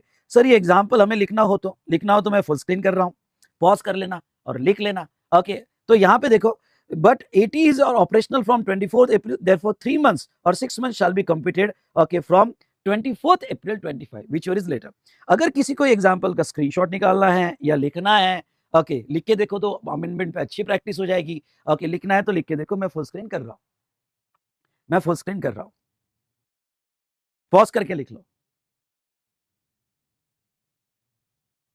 चलो, तो ये एक अमेंडमेंट थी जो मैंने आपको बताई यहाँ पे नोटिफाइड डेट का, और नोटिफाइड डेट आपको प्रॉब्लम में दिया जाएगा, आपको नोटिफाइड डेट लर्न करने की जरूरत नहीं है। तो ये टैक्स पेयर के लिए भी हो गया और एप्लीकेशन फॉर डिपार्टमेंट भी हो गया। Memorandum of cross objection, appellate tribunal में admit the appeal within 3 months after expiry of period referred subsection, और permit the filing application within 3 months after expiry of the period referred subsection 3। वो थोड़ा सा change है, वो इतना यहाँ पे इंपॉर्टेंट नहीं है। मेमोरेंडम ऑफ क्रॉस ऑब्जेक्शन मतलब जिसने भी अपील फाइल की, तो उसका जो काउंटर पार्टी है वो मेमोरेंडम फाइल करता है, उसको मेमोरेंडम ऑफ क्रॉस ऑब्जेक्शन कहते हैं। Now next, a very very important amendment. Okay, आपके एग्जाम में क्वेश्चन आने के most chances. Okay, mandatory pre deposits. Okay, ये मैंडेटरी प्री डिपॉजिट्स क्या होते हैं, मैं आपको ये बता दूं कि भाई किसी ने अननेसेसरी केस को स्ट्रेच नहीं करना चाहिए अपील फाइल करके, क्योंकि इंडियन जुडिशियल सिस्टम सबको पता है, एक बार केस जुडिशियल सिस्टम में गया तो बहुत टाइम लगता है। ओके, और लोग जानबूझ के फिर जुडिशियल सिस्टम में अपील फाइल करेंगे, केस को स्ट्रेच करेंगे, 10-10 साल तक केस चलेगी, वो ठीक बात नहीं है। ओके, तो अब यहाँ पे गवर्नमेंट कहती है ठीक है, अपील फाइल करना आपका राइट्स है, लेकिन यहाँ पे अगर आप अपीलेट अथॉरिटी, ए मतलब अपीलेट अथॉरिटी, इनके पास केस फाइल कर रहे हो, और या फिर आप एटी के पास अपीलेट ट्रिब्यूनल के पास केस फाइल कर रहे हो, तो ये सिचुएशन में आपको प्री डिपॉजिट्स रखने ही पड़ेंगे। बिना प्री डिपॉजिट की आपकी अपील एक्सेप्ट नहीं होगी। ठीक है, हाँ, प्री डिपॉजिट पे स्टे लाए तो बात अलग है, लेकिन बिना प्री डिपॉजिट्स की आपकी अपील एक्सेप्ट नहीं होगी। कुछ पैसा आपको गवर्नमेंट को पे करना पड़ेगा एज अ प्री डिपॉजिट। ठीक है, अपील का। पॉइंट नंबर 2, अब ये प्री डिपॉजिट अगर आप दे देते हो तो आपके अंडर में सेक्शन 79 की जो रिकवरी प्रोसीडिंग है, क्योंकि आपके अगर इसमें डिमांड ऑर्डर तो आ गई, अब डिमांड ऑर्डर आने के बाद रिकवरी चालू हो जाएगी। पर अगर ये प्री डिपॉजिट देके आप अपील फाइल कर देते हो तो आपकी जो रिकवरी प्रोसीडिंग है उसको स्टे ऑटोमेटिक आ जाता है। ओके, नीचे दिया है, payment of pre deposit ensures staying the recovery proceeding for the balance amount demand in dispute. Okay, मतलब क्या कि तुम प्री डिपॉजिट देते हो तो वो ऑटोमेटिक स्टे आ जाएगा, कोई रिकवरी नहीं होगी। अब सवाल ये है कि प्री डिपॉजिट्स कितना। ओके, अगर आप अपीलेट अथॉरिटी के पास अपील फाइल कर रहे हो तो आपका प्री डिपॉजिट जो है, appeal can be filed by appellant only when he pays following pre deposit tax, interest, fine, fee, penalty arising from include order as admitted by him. जो खुद एडमिट कर रहा है कि भाई हाँ, इतना मुझे टैक्स देना है, इतना इंटरेस्ट देना है, इतनी पेनल्टी, तो जितना यहाँ पे टैक्स पेयर एडमिट कर रहा है, क्योंकि प्री डिपॉजिट सिर्फ टैक्स पेयर को होते हैं, डिपार्टमेंट को नहीं, डिपार्टमेंट अपील में नहीं होते हैं। तो अगर आप खुद ही एग्री कर रहे हो कि भाई टैक्स इतना देना है, इंटरेस्ट इतना देना है, तो जो आपने एडमिट किया उतना पूरा पैसा दे दो। ओके, प्लस एंड 10%, और जो आपका डिस्प्यूटेड अमाउंट है, मेरी बात सुनना, जो आपका डिस्प्यूटेड अमाउंट है 10% of disputed tax arising from the said order subject to maximum 20 crores okay each, मतलब 20 crores CGST and SGST each. अगर CGST का 20 और SGST का 20 और अगर IGST होगा तो 40 करोड़. सर अमेंडमेंट क्या हुई? पहले यार 25 करोड़ था, अब जो है वो 20 करोड़ हो चुका. ठीक है, तो अब ओके आपने जो एडमिट किया वो प्लस जो भी डिस्प्यूटेड अमाउंट होगा, ओके सॉरी डिस्प्यूटेड टैक्स होगा, ये ध्यान रखना, डिस्प्यूटेड टैक्स का 10%. अब कोई डिस्प्यूटेड पेनल्टी होगी, पेनल्टी का नहीं, डिस्प्यूटेड फाइन होगी, फाइन का नहीं, डिस्प्यूटेड लेट फी होगी, इंटरेस्ट होगा, उसका नहीं. आपको जो एक्स्ट्रा ऐड करना है ओके वो 10% ऑफ डिस्प्यूटेड टैक्स का ऐड करना है, डिस्प्यूटेड टैक्स का ऐड करना है. ओके तो और ये जो लिमिट है 20 करोड़ की या 40 करोड़ की, ये 20 करोड़ से 40 करोड़ की लिमिट जो एडिशनल 10% है उसको अप्लीकेबल है. जो एडमिटेड है उसको नहीं, जो एडिशनल 10% है उसको अप्लीकेबल है. आई होप आप समझोगे फॉर अपीलेट ऑथोरिटी. अब देखो अपीलेट ट्रिब्यूनल के पास क्या कहते हैं.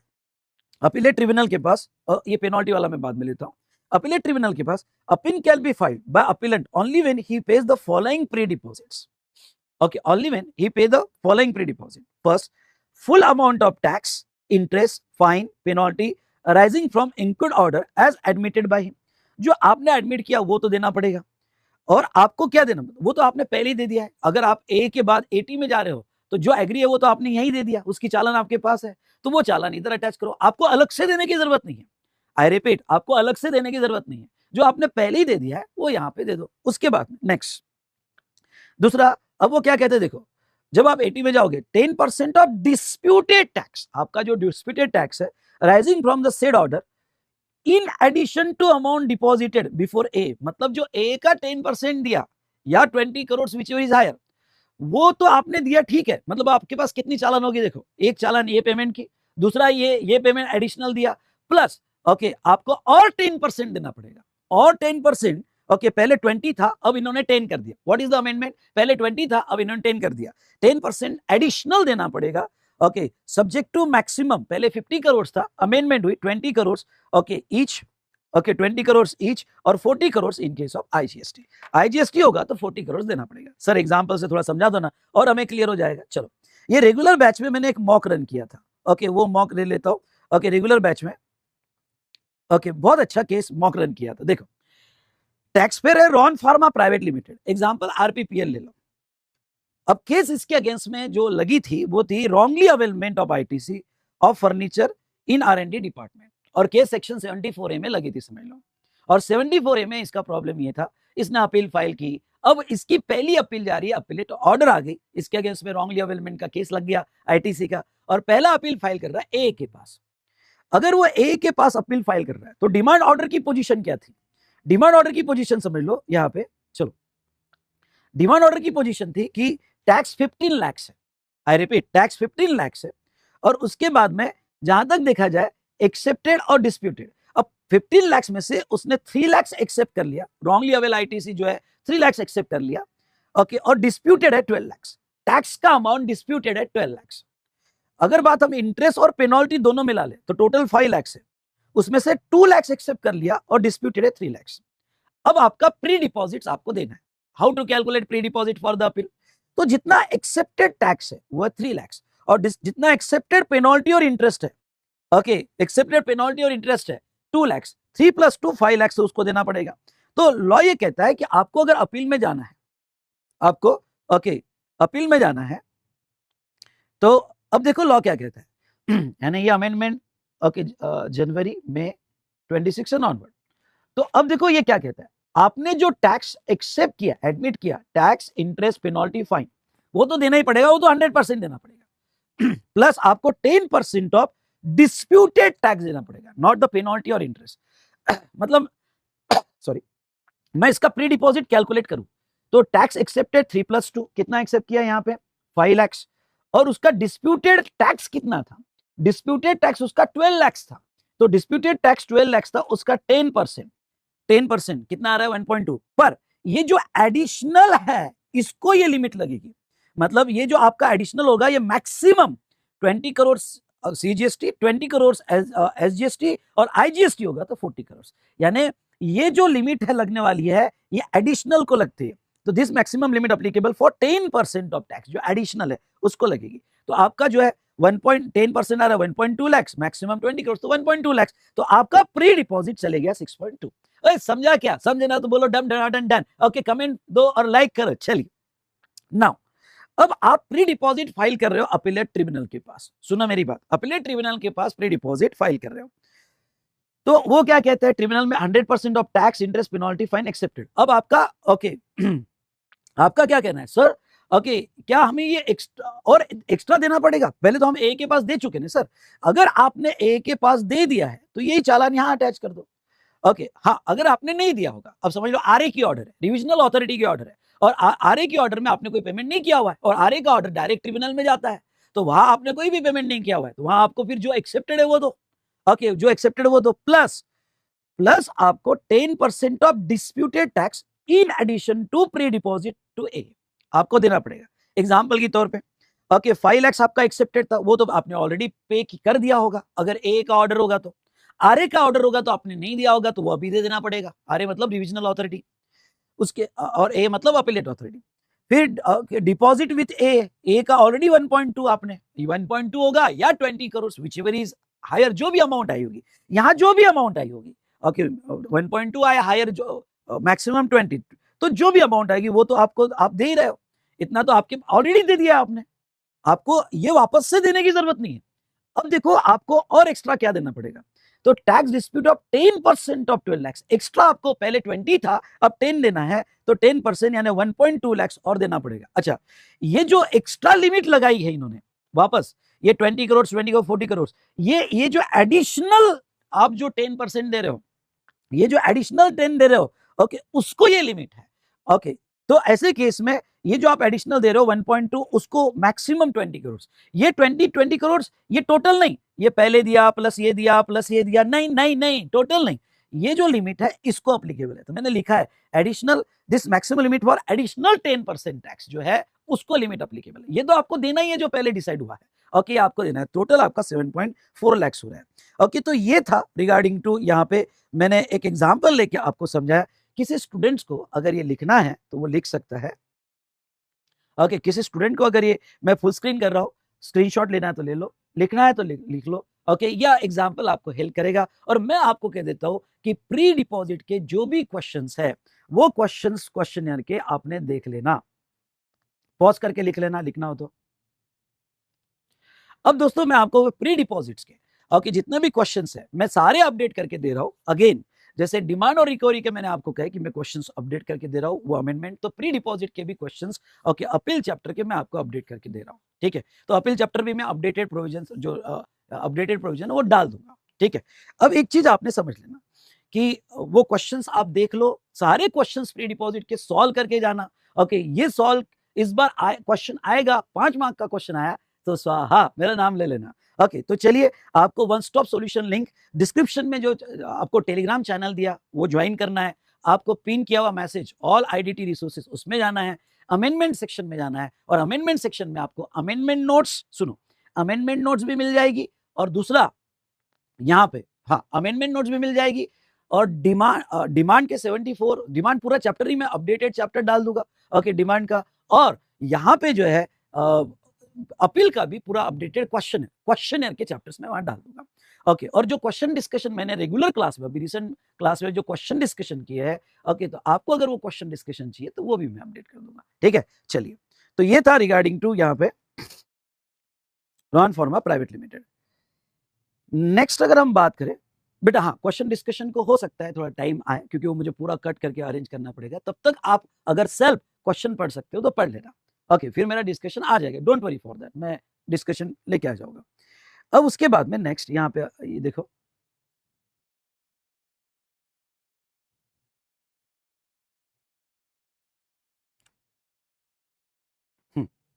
ये हमने देखा अमेंडमेंट्स, और देखो एक छोटा सा और एक प्री डिपॉजिट है, ये बाद में ओमिट कर दिया गया फॉर May 26 एंड आगे, पर आप जनवरी अटेम्प्ट के लिए या December 25 के लिए अपील हो रहे हो, तो ये पेनल्टी वाला, हाँ, ये पेनल्टी वाला और प्री डिपॉजिट है। अगर आपके अगेंस्ट में सिर्फ पेनल्टी की केस लगती है, सेक्शन 122 की पेनल्टी, 123 की पेनल्टी या एक्सेट्रा, आपके अगेंस्ट में ओनली पेनल्टी लगती है, या सेक्शन 129 की पेनल्टी वगैरह, तो यहां पे देखो पेनल्टी का पेनल्टी के केस में प्री डिपॉजिट नहीं होते हैं, नॉर्मली पेनल्टी के केस में प्री डिपॉजिट नहीं होते हैं। तो मैं थोड़ा आपको ये अच्छे से समझाना चाहूंगा। ओके, वो क्या कहते हैं देखो, बस एक ही पेनल्टी का प्री डिपॉजिट होता है। ओके, पेनल्टी कौन सा, तो no appeal shall be filed to a against an order 129(3). अगर सेक्शन 129(3) में ऑर्डर आया होगा, ओके, और आपको पेनल्टी लगी होगी, वो है ना ओनर सामने आया तो, ओनर सामने नहीं आया तो, उसकी जो section 129 offence and prosecution chapter में जो पेनल्टी लगती है, ओके, तो उसकी अगर पेनल्टी लगी होगी और आपने केस फाइल की होगी तो एटलीस्ट आपको 25% ऑफ पेनल्टी जो है, ओके, उसका आपको प्री डिपॉजिट देना पड़ता है, 25% ऑफ पेनल्टी। अब मैं सिर्फ आपके नॉलेज के लिए बता देता हूं। ओके, देखो, अगर आप जनवरी 26 या दिसंबर 25 एग्जाम के लिए अपेयर हो रहे होगे, तो आपकी प्रोसीडिंग अगर tax plus interest plus penalty यानी टैक्स के साथ पेनल्टी है, तो ये तो ऊपर वाला प्री डिपॉजिट हमने देख लिया। लेकिन सिर्फ आपके अगेंस्ट में पेनल्टी इंपोज हुई है, तो पेनल्टी की प्री डिपॉजिट्स नहीं, पेनल्टी के प्री डिपॉजिट्स नहीं है, एक्सेप्ट वन, सेक्शन 129(3) की पेनल्टी लगी होगी तो आपको 25% प्री डिपॉजिट देना पड़ेगा। लेकिन जो May 26, ओके, आई रिपीट, जो May 26 एंड ऑनवर्ड एग्जाम के लिए कोई अगर ये सेशन देख रहा होगा, तो अब सारे पेनल्टी के प्री डिपॉजिट्स आ गए, मतलब आपके अगेंस्ट में सिर्फ पेनल्टी का केस लगा होगा तो प्री डिपॉजिट आ गए हैं, पर वो आगे जनवरी के लिए बस एक ही पेनल्टी का प्री डिपॉजिट है। तो चलिए दोस्तों, ये एक छोटी सी अमेंडमेंट प्री डिपॉजिट्स की हमने देख ली। उसके बाद में application of provision of central goods and service tax, section 20 of IGST act, उसमें भी जो अपील का प्री डिपॉजिट है वो यहाँ पे 40 करोड़ का उन्होंने किया हुआ है। डन डन डन डन, चल। वेल, सो अभी नेक्स्ट टॉपिक है and that is offences, prosecution and penalties. इसमें सेक्शन 122 1B में कुछ नहीं, हम एक छोटी सी अमेंडमेंट हुई, वो बता देता हूं। पहले वर्ड था एनी इश्यू हु, अब ओके, यहाँ पे any issue who is liable to collect tax under section 52। पहले क्या था, पहले तो ये पेनल्टी समझ लो, 122 1B की पेनल्टी क्या है। समझ लो कोई सप्लायर है और कोई सप्लायर ईसीओ के थ्रू, एग्जाम्पल लेते हैं अमेजोन के थ्रू बेच रहा है इसको। अब सप्लायर अगर रजिस्टर्ड पर्सन है तो कोई दिक्कत नहीं है, क्योंकि रजिस्टर्ड पर्सन है, उसका टीसीएस आराम से कट जाएगा। लेकिन सप्लायर अगर यूआरपी है, तो पहले क्या था, अगर आप यूआरपी ऑफ गुड्स हो गए तो आप ईसीओ के थ्रू सप्लाई नहीं कर सकते थे। अनरजिस्टर्ड पर्सन और गुड्स के सप्लायर हो तो आप ईसीओ के थ्रू सप्लाई कर ही नहीं सकते थे। ध्यान से सुनना। तो ऐसे सिचुएशन में अगर आप ईसीओ के थ्रू सप्लाई कर ही नहीं सकते, तो छोटे बिजनेसमैन वाले परेशान हो गए थे। उनको ये कहना था कि ये क्या यार, हम तो अमेजोन के थ्रू बेच ही नहीं सकते, क्योंकि ये टीसीएस कैसे काटेंगे, तो अनरजिस्टर्ड पर्सन अलाउ नहीं थे। लेकिन फिर सारे स्मॉल इंडस्ट्री यहाँ फाइनेंस मिनिस्टर के पास गए, उन्होंने कहा कि सर ऐसा मत करो, हमको भी अभी ई कॉमर्स वाला जमाना है, आजकल सब ऑनलाइन प्लेटफॉर्म से बुलाते हैं, अमेजोन, फ्लिपकार्ट वगैरह, हम अनरजिस्टर्ड पर्सन को भी प्लेटफॉर्म पे आने दो। तो गवर्नमेंट ने कहा ठीक है, आप अनरजिस्टर्ड पर्सन ईसीओ प्लेटफॉर्म पे आ सकते हो, लेकिन हम कुछ जिम्मेदारी आप पे भी डालते हैं और ईसीओ पे भी डालते हैं। जब तक आप अनरजिस्टर्ड हो, आपका टर्नओवर थ्रेशोल्ड के नीचे है, आप ईसीओ के थ्रू सप्लाई कर सकते हो, जिसमें ईसीओ आपका टीसीएस नहीं काटेगा, ईसीओ आपका टीसीएस नहीं काटेगा। क्लियर, कर सकते हो, पर इसके लिए एक प्रोसीजर प्रिस्क्राइब की है। अगर आप रजिस्ट्रेशन चैप्टर देखते हो तो अनरजिस्टर्ड पर्सन को अपनी पैन डिटेल सब पोर्टल पे देनी पड़ेगी, एनरोलमेंट नंबर लेना पड़ेगा, जब तक वो रजिस्ट्रेशन नहीं लेता है वो एनरोलमेंट नंबर ईसीओ को देना पड़ेगा, ईसीओ जो है इंटरस्टेट सप्लाई नहीं करेगा। ओके, तो ये सब कुछ प्रोसीजर उन्होंने दी। अब ईसीओ पे पेनल्टी डाली है, और ईसीओ पे क्या पेनल्टी डाली है, ओके, तो पहले तो मैं बता दूं अमेंडमेंट क्या हुई। पहले स्टार्ट था एनी ईसीओ हु, अब एनी ईसीओ में वो भी आ जाते थे, ओके, जो 95 के ईसीओ है या टीसीएस वाले हैं या जो नॉर्मल ईसीओ है, सब कुछ आ गए इसके अंदर। जबकि ये जो पेनल्टी लगाना था वो स्पेसिफिकली वो ईसीओ पे लगाना था जो जिसका टीसीएस कट रहा है अंडर सेक्शन 52, उस पे लगाना था। तो अमेंडमेंट इस बार बस इतनी कर दी कि any ECO who is liable to collect tax under 52, उन पर ही पेनल्टी आएगी। अब पेनल्टी किस लिए, अलाउ सप्लाई ऑफ गुड्स और सर्विस और both through it by an unregistered person other than a person exempted from registration by notification issued under this act to make a supply। मतलब क्या, अगर कोई भी अनरजिस्टर्ड पर्सन को उसने allow किया जिसने एनरोलमेंट नंबर नहीं लिया हो और उसको अपने पोर्टल से अलाउ किया, तो ईसीओ पे पेनल्टी लगाई जाएगी। दूसरा, allow interstate supply of goods और services of that unregistered person, तो पेनल्टी लगाई जाएगी। Fails to furnish the details in the statement to be furnished under 52(4) of any outward supply goods effected through it by a person exempted from obtaining registration under this act shall liable to penalty। या फिर जो unregistered person को उनके through allow किया है subject to enrolment number, okay, उसकी details उन्होंने जो मंथली स्टेटमेंट है मंथली स्टेटमेंट में नहीं दी, तो पेनल्टी जो है 10,000 या अमाउंट इक्विवेलेंट टू टैक्स, इतने पेनल्टी लगेगी। तो बस अमेंडमेंट इतनी सी हुई कि जो ईसीओ जो थे पहले सबको लागू हो रहा था, अब गवर्नमेंट ने उसको रिस्ट्रिक्ट कर दिया और वो जो है यहाँ पे 52 वाले ईसीओ जो रहेंगे उनको ही लागू होगा। ओके, तो चलिए ये हमने देखा एक अमेंडमेंट जो ऑफेंस एंड प्रोसिक्यूशन में हुई। दूसरी सेक्शन 128 उन्होंने ए डाला। अब ये नया सेक्शन है और आप कहोगे कि ये नया सेक्शन काम का है क्या? अब देखो इन्होंने क्या किया, यहाँ पे सेक्शन 73 और 74 ओमिट नहीं किया, उसकी अप्लीकेबिलिटी उन्होंने अब 74A आने के बाद कम कर दी, लेकिन एक चांस सारे लोगों को दिया और ये लोगों को बहुत अच्छा चांस दिया सेक्शन 128 ने। एग्जाम में नहीं पूछेंगे तभी मैं आपको बताता हूं 28 ने चांस क्या दिया था। अगर किसी के अंडर में 73(1) की नोटिस गई होगी, नोटिस 73(1) में गई होगी या स्टेटमेंट गया होगा 73 में यानी सप्लीमेंट्री नोटिस, और उसका ऑर्डर पास नहीं हुआ, मतलब अदर देन फ्रॉड की केस होगी और नोटिस या स्टेटमेंट जा चुका था पर ऑर्डर पास नहीं हुआ, या ऑर्डर पास हो गया 73(9) में लेकिन उसने अपील वगैरह जो है 107, 11, 108 उसके ऑर्डर नहीं आई है, मतलब पुराने इसमें ओके जो भी ऑर्डर अपीलेट अथॉरिटी के वगैरह नहीं आई है, मतलब डिपार्टमेंट का ऑर्डर आ गया पर बाकी अपील वगैरह फाइल होगी तो उसका ऑर्डर नहीं आया। वो पहला पर्सन वो जिनके अगेंस्ट में नोटिस गई 73 की या स्टेटमेंट गए 73 के, 74 नहीं 73 के स्टेटमेंट गए। दूसरा पर्सन वो जिनको एडजुडिकेशन ऑर्डर आ गया था 73(9) में पर अपील के ऑर्डर्स नहीं आए। या see an order pass by 107(11), 108(1) revisional order, 107(11) AA के ऑर्डर, अपीलेट अथॉरिटी के order, and no order under 133 80 का ऑर्डर अभी तक पास नहीं हुआ। मतलब 3 लोग जिनको जस्ट नोटिस से स्टेटमेंट दिया हो या जिसका एडजुडिकेशन ऑर्डर आ गया हो पर अपीलेट अथॉरिटी का ऑर्डर नहीं आया हो, या जिसका अपीलेट अथॉरिटी का या रिविजनल ऑर्डर आया हो लेकिन अपीलेट ट्रिब्यूनल का ऑर्डर नहीं आया हो, द सेड पर्सन शैल पे full tax payable as per notice, statement, order refer above on or before the date that may be notified। अगर ये लोग हम एक डेट नोटिफाई करेंगे उस डेट तक अगर टैक्स दे देते हैं, फुल टैक्स देते हैं पेबल, खुद होके बिना आगे लड़े खुद होके टैक्स दे देते हैं, the person shall not be liable to pay interest and penalty. हम कसम खाते हैं कि उनके ऊपर कोई इंटरेस्ट और पेनल्टी नहीं लगाएंगे 73 के केस में। देखो आया तो मैं समझा रहा हूं आपको बहुत अच्छे से, लेकिन जस्ट मैं बता रहा हूं बहुत अच्छी स्कीम थी ये कि ये डेट के पहले सिर्फ टैक्स दे दो, खत्म। एक तो देखो 73 के केसेस है तो आपने फ्रॉड तो किया नहीं है, अदर देन फ्रॉड वाला है। सर ये फ्रॉड वाला कोई बेनिफिट ले सकता है केस के अंदर? नहीं, फ्रॉड वाला नहीं, सारा जो केस चल रहा है वो 73 का चल रहा है। ओके, तो कोई फ्रॉड वाला नहीं ले सकता इसमें, तो सिर्फ टैक्स दे दे, ना इंटरेस्ट लगाएंगे ना कोई तेरे पे पेनल्टी लगाएंगे, 10% ऑफ टैक्स और 10,000 विच रिजर्व नहीं लगाएंगे। And all proceeding of said order deem to be concluded, सारी प्रोसीडिंग हम कंक्लूड कर देंगे। हाँ, तो अब सर ये नोटिफाइड डेट क्या है? Okay, what is notified date? तो नीचे उन्होंने नोटिफाइड डेट दी थी और वो दी थी 31 मार्च 25 तक। आपको जो पेमेंट कर देना है वो 31 मार्च 25 तक अगर आप पेमेंट कर दोगे तो बात जम जाएगी। उसमें फिर 2 प्रोविजो दिया। Proviso 1, if notice has been issued under 74(1), हाँ अगर फ्रॉड वाली नोटिस होगी and order is passed or required to be passed by proper officer as per the direction of appellate authority, tribunal or court, the said notice order shall be considered as notice other than referred in A or B। मतलब क्या? मतलब अगर आपकी fraud का case other than fraud में चले गया, court ने कहा कि वो अदर देन फ्रॉड नहीं है, फ्रॉड का केस अदर देन फ्रॉड में चले गया, ओके, तो वो केस में भी ये ऑप्शन आप ले सकते हो। ये वाला मत पढ़ो, वो अपील वगैरह में वो जाने की जरूरत नहीं है, वो एडिशनल टैक्स वगैरह, ठीक है।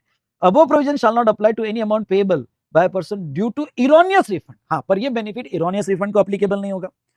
Above provision shall not apply in cases where an appeal और writ petition is filed by said person before AA or AT or court and has not been withdrawn by him on or before the notified date। हाँ, अगर AA और AT के पास appeal है, अभी तक order pass नहीं हुआ है पर अपील है और आपने विड्रॉ नहीं किया है केस, तो उसको एप्लीकेबल नहीं होगा। Overriding inter act, if above specified amount is paid and proceeding are deemed to be concluded, no appeal. अगर तुमने ओके यहाँ पे कर दिया तो proceeding deemed to be conclude मानी जाएगी और आप कोई भी अपील फाइल नहीं कर पाओगे। तो ये इन्होंने एक सेक्शन दिया, अच्छा था, बहुत लोगों ने इसका बेनिफिट भी लिया। एग्जाम में आया तो बस 73 को बेनिफिट है, या फ्रॉड की केस अदर देन फ्रॉड में शिफ्ट हो जाए तो बेनिफिट है, इरोनियस रिफंड को बेनिफिट नहीं है, आपने अपील विड्रॉ नहीं किया तो बेनिफिट नहीं है, ओके, और आप इसके अगेंस्ट में अपील फाइल नहीं कर सकते, दैट्स ऑल। तो ये हमने अमेंडमेंट देखी ऑफेंस एंड प्रोसिक्यूशन की, और यहाँ पे ये छोटी सी अमेंडमेंट ऑफेंस एंड प्रोसिक्यूशन की हमने कंप्लीट की। Done done done done. चलिए अब अगर आप नेक्स्ट पेज पे आओगे तो देखो जहां 73 74 के रेफरेंस थे वहां उन्होंने 74A भी ऐड कर दिया, और ये बहुत सारे सेक्शन में, मतलब मैंने सेक्शन के लिए बस कुछ नहीं, एक छोटी सी अमेंडमेंट 73 74 के साथ 74A ऐड कर दिया। तो जो जो सेक्शन में 73 74 का उन्होंने रेफरेंस लिया वो सारे सेक्शन में 74A ऐड किया हुआ है। बस ये मैंने लिस्ट बना के आपको दे दी, ये अमेंडमेंट है। पर सर क्या ये इतनी सारा हमें पढ़ना है क्या? नहीं पढ़ना है, जस्ट फॉर रेफरेंस। यानी मैं बस आपको इतना बताना चाहता हूं कि जहां 73 74 के रेफरेंसेस है वहां 74 ऐड कर दिया, तो यहां लिख दो just for reference. Okay, just for reference, आपको ये पढ़ने की जरूरत नहीं है। ओके, तो ये था रिगार्डिंग टू यहाँ पे जो हमने देखा 74A की प्रोसीडिंग जहां जहां ऐड करना था कर दिया। तो चलिए दोस्तों, यहाँ पे हमने ये कंप्लीट कर दिया, जीएसटी की अमेंडमेंट्स हमने यहाँ पे खत्म कर दी है। आई होप आपको समझ में आई होगी। तो यहाँ दो पार्ट थे, ओके, दो, तो एक पार्ट हो गया, और मैं आपको ये बता दूं कि अब मैंने नोट्स भी कंबाइन कर दी है। ओके, नोट्स भी मैंने कंबाइन कर दी है, तो एक ही नोट्स में आपको दोनों पार्ट की अमेंडमेंट्स मिल जाएगी। अब इसके बाद शुरू करते हैं कस्टम्स। ओके, कस्टम्स के अमेंडमेंट्स, क्या आप रेडी हो? यस और नो? तो customs and foreign trade policy शुरू करते हैं। वेल, तो आ जाओ अभी कस्टम्स एक्ट 1962 के अमेंडमेंट्स पे। कस्टम्स एक्ट 1962 में अच्छी बात यह है कि पिछले 2-3 अटेम्प्ट से सेक्शन में कोई चेंजेस नहीं है, और कस्टम में रूल्स तो सिर्फ वैल्यूएशन रूल है, तो कस्टम्स और रूल में कोई चेंजेस नहीं है आपके सिलेबस में। हाँ, लेकिन एक रूल है, और वो है import of goods at concessional rate of duty और for specified end use rules 2022। अब देखो ये जो रूल्स है, ये रूल यहाँ पे जनरली मैंने आखिरी में कस्टम्स के नोट्स में दिया हो, अगर आपके नोट्स में होगा तो ये रूल वैसे प्रैक्टिकली कोई इतने इंपॉर्टेंट है नहीं, पर इसमें क्या हो रहा है, पिछले 1-1.5 साल से थोड़ी थोड़ी अमेंडमेंट्स हो रही है, और अमेंडमेंट्स होने की वजह से इंस्टीट्यूट कभी कभी इसके ऊपर क्वेश्चन पूछ रहा है या आरटीपी में दे रहा है। सो दोस्तों, ये रूल जो है अभी यहाँ पे मैं ले रहा हूँ और बहुत अच्छे से आपको समझाऊंगा, तो इस बार ये रूल करके जाना, क्योंकि और अगेन छोटी सी अमेंडमेंट है ये रूल में। ओके, तो वो अमेंडमेंट मैं आपको समझा दूंगा, और ये रूल आप अच्छे से करके जाना, क्योंकि सब मई एग्जाम में क्वेश्चन आया था, हो सकता है कि आगे भी आपको क्वेश्चन आ जाए। तो अब ये रूल स्टार्ट से लेके एंड तक बहुत डिटेल में मैं पढ़ाने वाला हूँ। टाइम देना प्लीज, मेरी रिक्वेस्ट है, आप इसको टाइम देना और अच्छे से मेरे साथ कर लेना। और ये अमेंडमेंट नोट्स में मैंने कवर किया, आपके ओके कस्टम बुक के नोट्स में होगा तो ठीक, नहीं होगा तो ठीक, अभी आप जो मैं अमेंडमेंट नोट्स में दे रहा हूँ ये अच्छे से आपने कर लेना है। चलिए, तो अब ये रूल क्या है और इसका पूरा बैकग्राउंड क्या है ये आपको बता देना चाहता हूँ।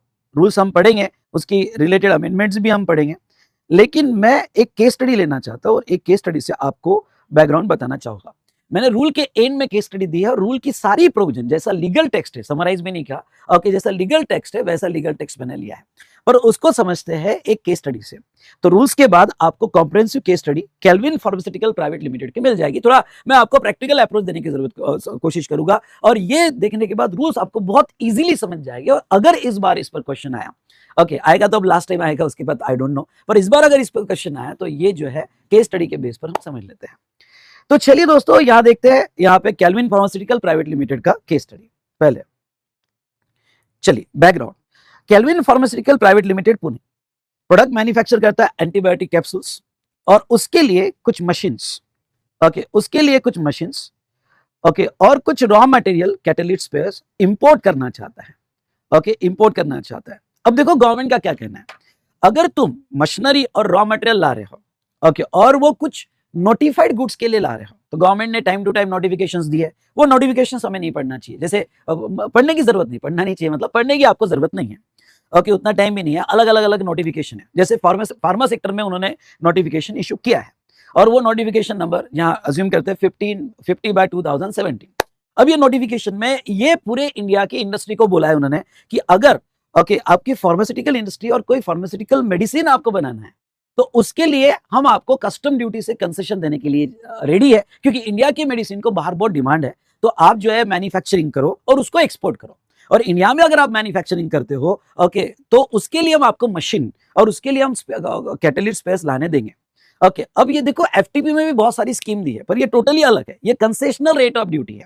ओके, या एंड यूज है कि अगर ये मशीनरी, ओके सुनना, अगर ये मशीनरी आपने जो लाई, सॉरी जस्ट मिनट,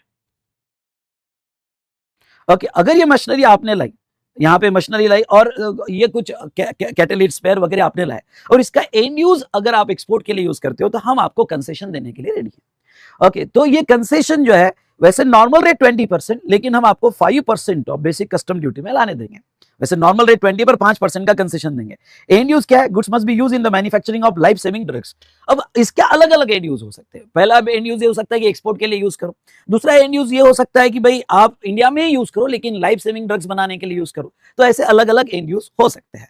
ओके, इसमें time to time government notification issue कर रही है। तो चलिए, अब ये मैंने केस बताया और एंटीबायोटिक कैप्सूल और एंड यूज है कि बस लाइफ सेविंग ड्रग्स बनाओ और इंडिया में बेचो, तो हम आपको कस्टम से बेनिफिट देंगे। लेकिन इस बेनिफिट का मिसयूज नहीं होना चाहिए। लोगों ने अपने हिसाब से ओके ले लिया बेनिफिट और वो केस में मशीन लेके आ गए, इंपोर्टेड रॉ मटेरियल लेके आ गए और जो एंड यूज था वो एंड यूज का कुछ प्रोडक्ट नहीं बनाया।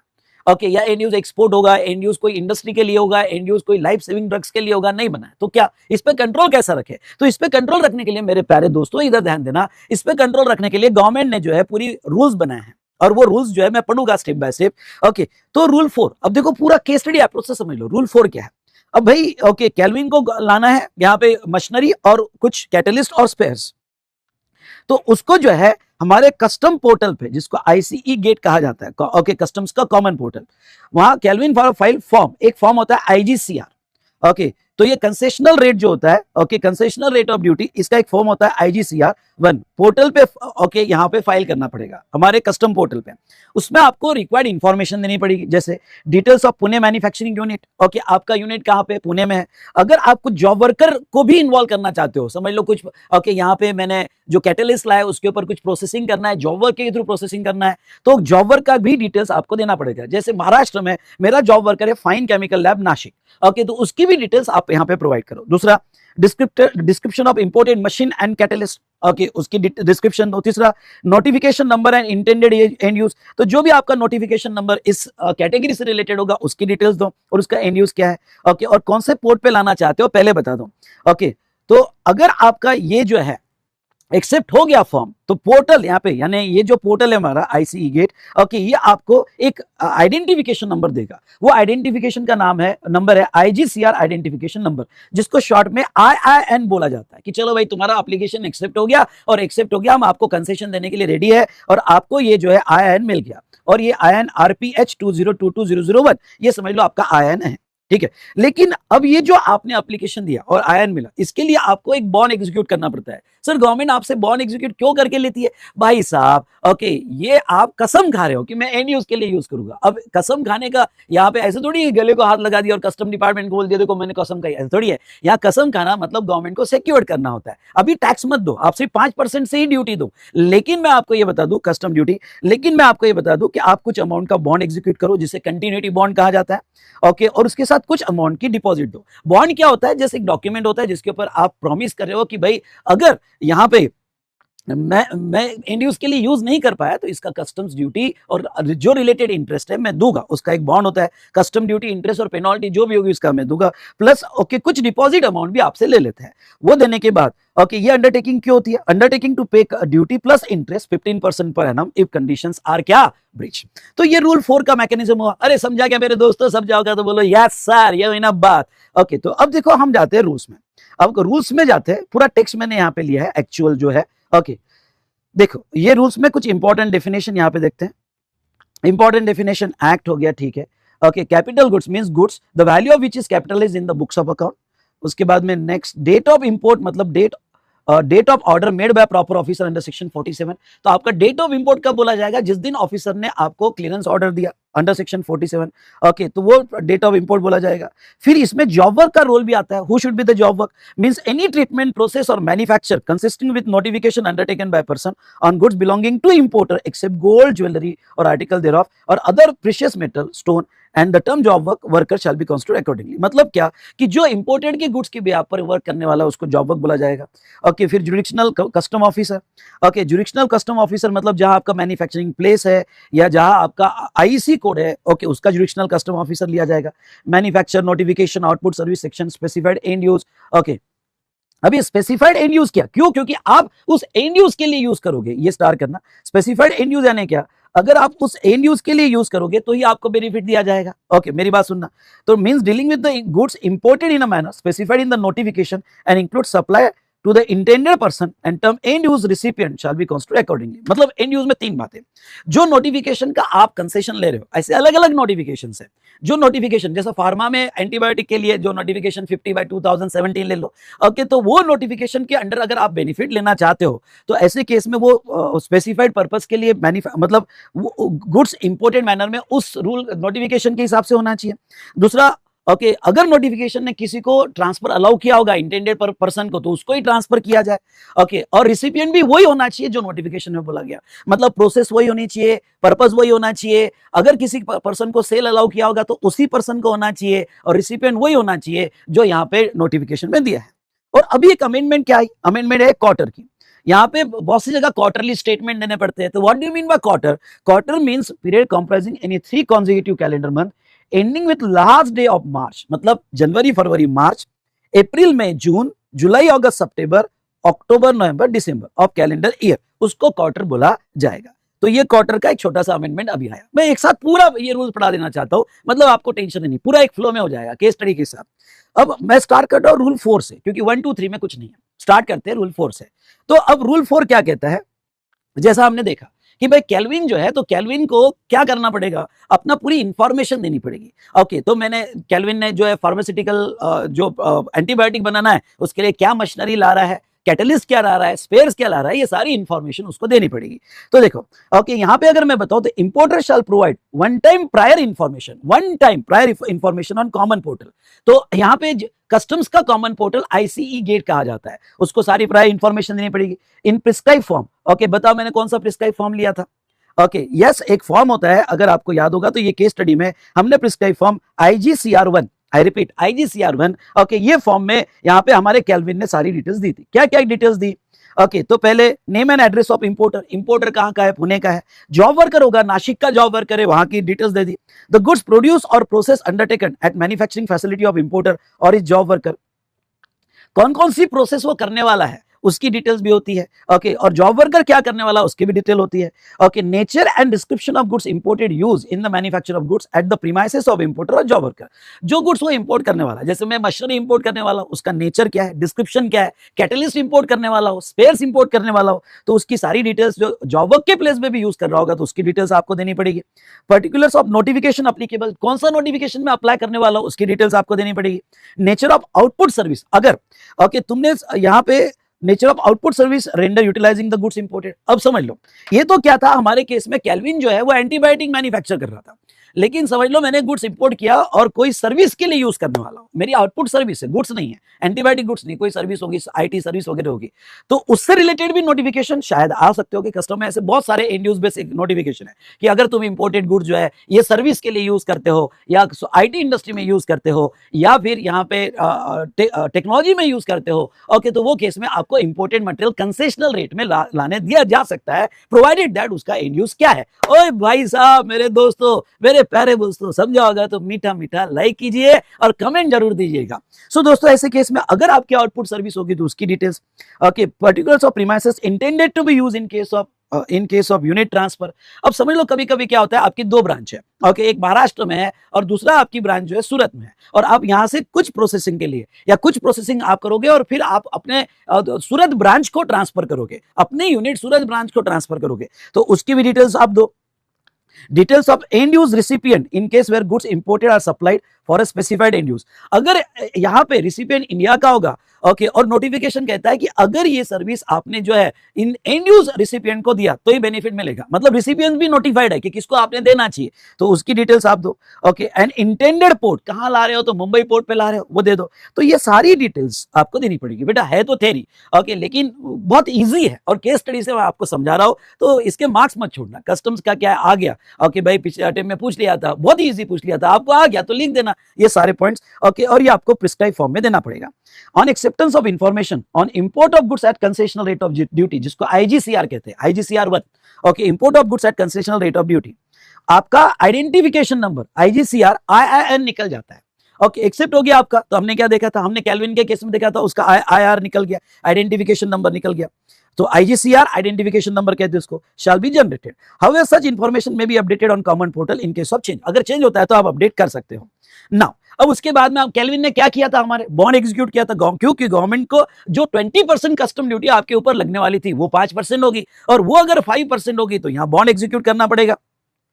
तो ऐसे सिचुएशन में importer who intend to avail benefit of notification shall submit continuity bond. Okay, shall submit continuity bond with surety and security. Okay, तो कंटिन्यू एक बॉन्ड का अमाउंट ऑफिसर फिक्स करेगा। ओके, जनरली बॉन्ड का amount जो होगा, आपकी जो payment amount payable आएगा, जो गुड्स आपने इंपोर्ट किया उसके ऊपर कितनी कस्टम ड्यूटी आती है, अकॉर्डिंगली बॉन्ड की अमाउंट आएगी। तो कंटिन्यूटी बॉन्ड अलॉन्ग विद आपकी कुछ सिक्योरिटी, 2 लाख रुपए कैश में सिक्योरिटी दे देगा, तो ये एसी और डीसी ऑफ कस्टम डिसाइड करेगा। तो बॉन्ड की अमाउंट कितनी होगी, in case notification that provide duty exemption. अब देखो नोटिफिकेशन आपको ड्यूटी से बेनिफिट दे रहा है, तो ऐसे केस में duty leviable on inputs minus duty already paid. अब ड्यूटी लेविएबल कितनी थी कैल्विन के केस में, 20%, और माइनस आप कितना दे रहे हो, 5%, डिफरेंस कितना आया 15% का। तो 15% का बॉन्ड अलॉन्ग विद उसका इंटरेस्ट का कुछ अमाउंट ऑफिसर डिसाइड करेगा। ओके, पीरियड ऑफ इंटरेस्ट, तो भाई अभी देना नहीं है तेरे को ये पैसा, तेरे को ओके ये चीजें ध्यान में रखते हुए ऑफिसर तेरे से बॉन्ड एग्जीक्यूट करके ले लेगा उतने अमाउंट का। और बी क्या है, in all cases where notification is other than one that provide exemption benefit. Okay, now दूसरा, अगर कुछ नोटिफिकेशन ये भी है कंसेशनल रेट ऑफ ड्यूटी या एंड यूज में कि आपको दूसरी कस्टम में बेनिफिट नहीं मिलता है पर आपको दूसरी फैसिलिटी मिलती है, अगर आपको वो दूसरी फैसिलिटी लेनी है, ओके वो जाने दो सर कौन सा एग्जांपल वगैरह, सिर्फ समझ लो। एक तो कस्टम से रेट कम करके मिल जाता है, कभी कभी आपका एंड यूज के बेस पर कस्टम ड्यूटी के रेट नहीं मिलते हैं कम करके। ऐसे कुछ 2-3 सर्विसेज है जिसमें आईटी सेक्टर में उन्होंने नोटिफाई किया कि भाई कस्टम ड्यूटी कम नहीं करेंगे इंपोर्टेड गुड्स पे, लेकिन हाँ हम आपको कुछ एक्स्ट्रा फैसिलिटीज देंगे। तो वो फैसिलिटी वाला बेनिफिट होगा on the basis of end use, तो वो केस में आपको जो बॉन्ड एग्जीक्यूट करना पड़ेगा amount equals to assessable value of goods imported. हाँ, वो केस में जो गुड्स की असेसेबल वैल्यू है उतने अमाउंट का बॉन्ड एग्जीक्यूट करना पड़ेगा। तो चलो ये रूल 4 आपको समझा होगा, तो done done done done like कीजिएगा और शेयर कीजिएगा। उसके बाद में नेक्स्ट आते हैं यहाँ पे। Okay, next rule 5। अब देखो रूल 5 क्या कहते हैं। अब हमारा कैल्विन क्या करेगा, नेक्स्ट स्टेप क्या करेगा रूल 5 में, avail the benefit of import stage. अब देखो उसने पहली फॉर्म डाल दिया था, फिर उसने ओके अपनी बिल ऑफ एंट्री फाइल की, गुड्स इंपोर्ट हो गया। बिल ऑफ एंट्री 12 जनवरी 2022 को फाइल किया कैल्विन ने, जिसमें उसने बिल ऑफ एंट्री में आईआईएन मेंशन किया। हाँ, बिल ऑफ एंट्री में आईआईएन मेंशन होते ही ओके वो लिंक हो जाएगा पोर्टल पे, मतलब क्या ये कंसेशनल रेट में आएगा, बॉन्ड का डिटेल दे दिया, नोटिफिकेशन नंबर दे दिया और बाकी सारी डिटेल्स बिल ऑफ एंट्री में दे दी। ओके, तो assistant commissioner of custom verify the details and allow. अब असिस्टेंट कमिश्नर जो है 20% का कस्टम ड्यूटी नहीं लेगा, 5% का कस्टम ड्यूटी लेगा। Bond value auto debited electronically and send to judicial commissioner. तो जो बॉन्ड वैल्यू है, आपने बॉन्ड कितने का एग्जीक्यूट किया था 20 लाख का, और सिक्योरिटी डिपॉजिट क्या है 2 लाख। ओके, तो ये जो है डेटा ज्यूडिशियल कस्टम ऑफिसर को, ओके उनका एक लेजर होता है बॉन्ड का, वो लेजर में मत जाना, डेबिट क्रेडिट होता है। ओके, बॉन्ड का लेजर, पैसों का लेजर नहीं, बॉन्ड का लेजर होता है। ओके, वो डेबिट करके डेटा दे देगा कि भाई चलो भाई इसने बॉन्ड एग्जीक्यूट कर लिया। ओके, जो इंपोर्ट के केस में बहुत से लोग बॉन्ड लेजर कस्टम के साथ मेंटेन करते हैं, बॉन्ड का लेजर मेंटेन करते हैं। ओके, कि जितने बॉन्ड एग्जीक्यूट किए वो क्रेडिट होते हैं और यूज हुए वो डेबिट होते हैं, पैसा नहीं बॉन्ड, बी केयरफुल। तो देखो अब रूल 5 क्या कहता है, अगर आप रूल 5 में आओगे तो देखो यहाँ पे प्रोसीजर पढ़ लेते हैं।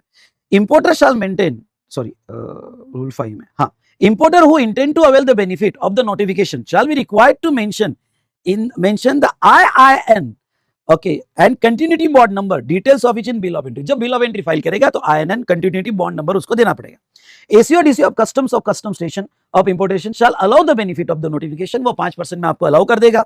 Where bill of entry is clear for home consumption, bond submitted by importer get debited, bond ledger जो बनता है वो उतने अमाउंट का डेबिट हो जाएगा। और यहाँ पे ये डिटेल जुडिशनल कस्टम ऑफिसर को, यानी आप जो जुडिक्शन में आपका फैक्ट्री है, जो जुडिक्शन में आपका इंपोर्ट एक्सपोर्ट कोड है, आईईसी कोड है, उस जुडिशनल ऑफिसर को ये डिटेल्स फॉरवर्ड कर दी जाएगी। ओके, तो ये था रूल 5, डन समझ में आएंगे आपके। चलो उसके बाद में आ जाओ रूल 6 पे, इंपोर्टर मेंटेनेंस द रिकॉर्ड। चलो हमारी केस स्टडी को आगे बढ़ाते हैं। रिकॉर्ड जो है, तो अब देखो यहाँ पे भाई साहब हमारा कैल्विन क्या करेगा, रूल 4 के कंप्लायंस मेट, यस रूल 4 के कंप्लायंस मेट, रूल 5 के कंप्लायंस मेट, यस रूल 5 के कंप्लायंस मेट।